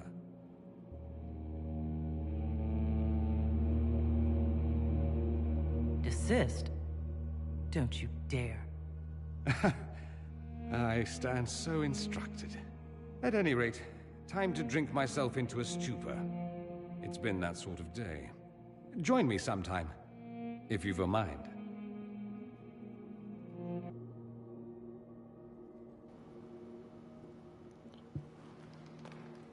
And I think that's all for Dorian's companion quest. It's not very long. The Inquisitor's work is never done, I see. It's more personal than the other ones. In that sort of way. It's probably more meaningful than, I don't know. I can't even remember some of the other companion quests. The only one that really sticks out in my mind is... it's gotta be... the Iron Bulls. Then Dorian's as well.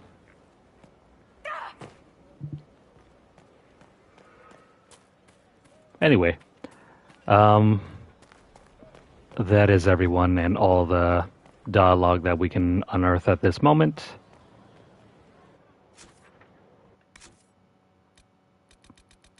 Crestwood. We have completed Crestwood in this session. Next time, where else are we going?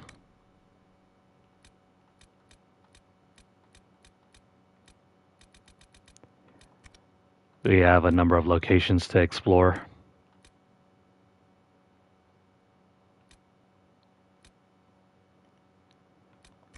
We could probably check out the Emerald Graves.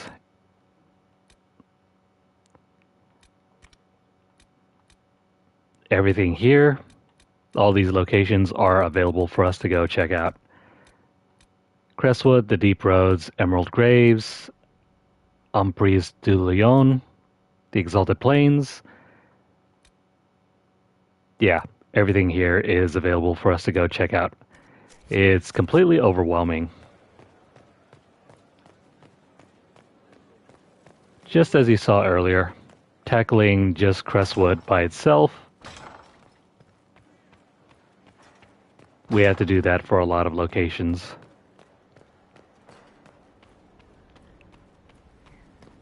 Maybe next time. I'm going to go ahead and set the war table operations for our next session.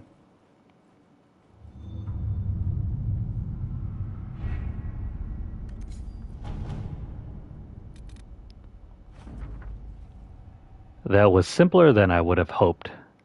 The Imperial counting house clerks were so shocked to have been discovered, and so fearful of being found out. They all but swore their loyalty to the Inquisition on the spot. My agents say they are behaving themselves so far, indeed. They sent gifts for you to prove their good faith, but we will watch them closely nevertheless. In the meantime, any efforts we make to gather coin in Skyhold will undoubtedly benefit from their placement.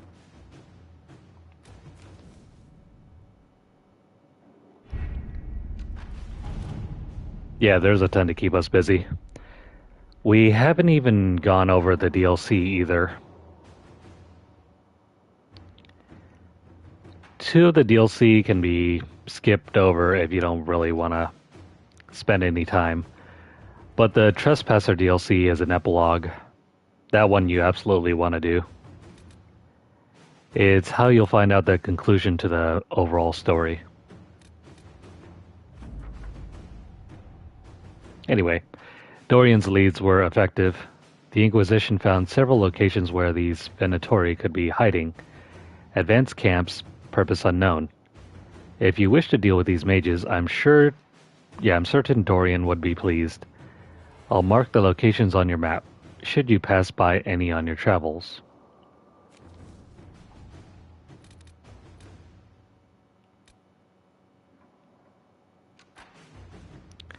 Next one, from left to right.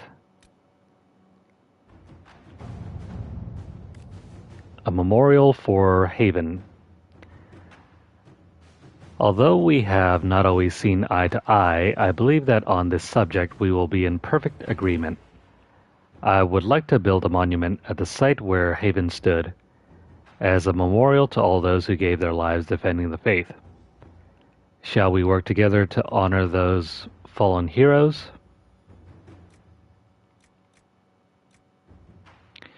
Liliana can be sent. Cullen can also be sent. Which option is best? Or does it even matter?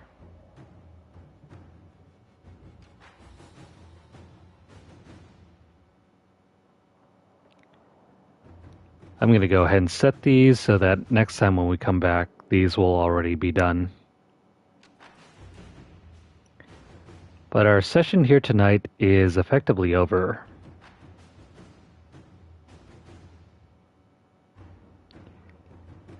Either option works. Cullen's still busy, so let's send Josephine. Let us begin.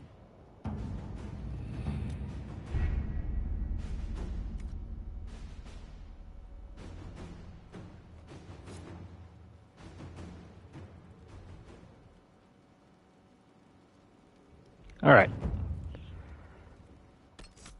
That's going to be it for tonight. And probably it for this week. I might try my hand at playing some other games. We've spent quite a good deal of time playing this game already. I think just this week alone we've done, what, 7 to 10 hours already? And that was just on, like, a small portion of the game.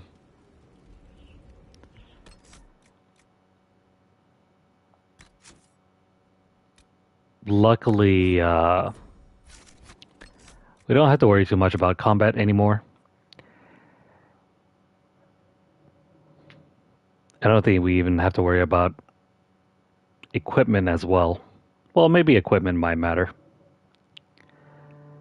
But it's going to take very long. On my first playthrough, I don't think I ever upgraded my equipment until I reached probably the first DLC.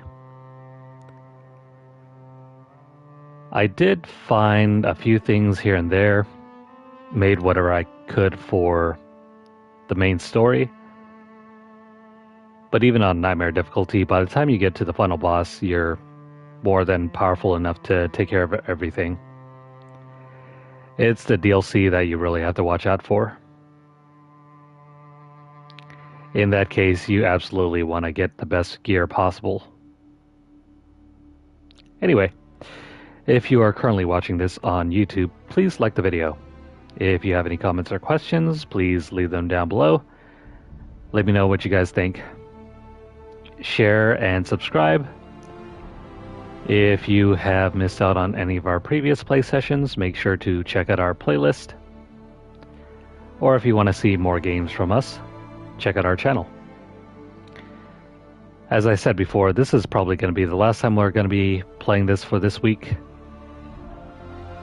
I have some other games that I haven't gotten to, like Ghost of Tsushima, and I don't know what else, Assassin's Creed that we haven't been playing. So maybe in the next couple days we'll try to get to those as well. Gotta have some variety, right? Follow us over at twitter.com/LunarlightGames.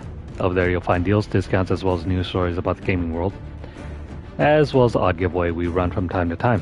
Check out the pinned post for more information, or hit up our hashtag LunarlightVault for more info. If you'd like to support our channel, or if you'd like to sponsor our giveaways, you can do so by dropping a donation over at paypal.me/LunarlightGames. The link will always be posted down below later.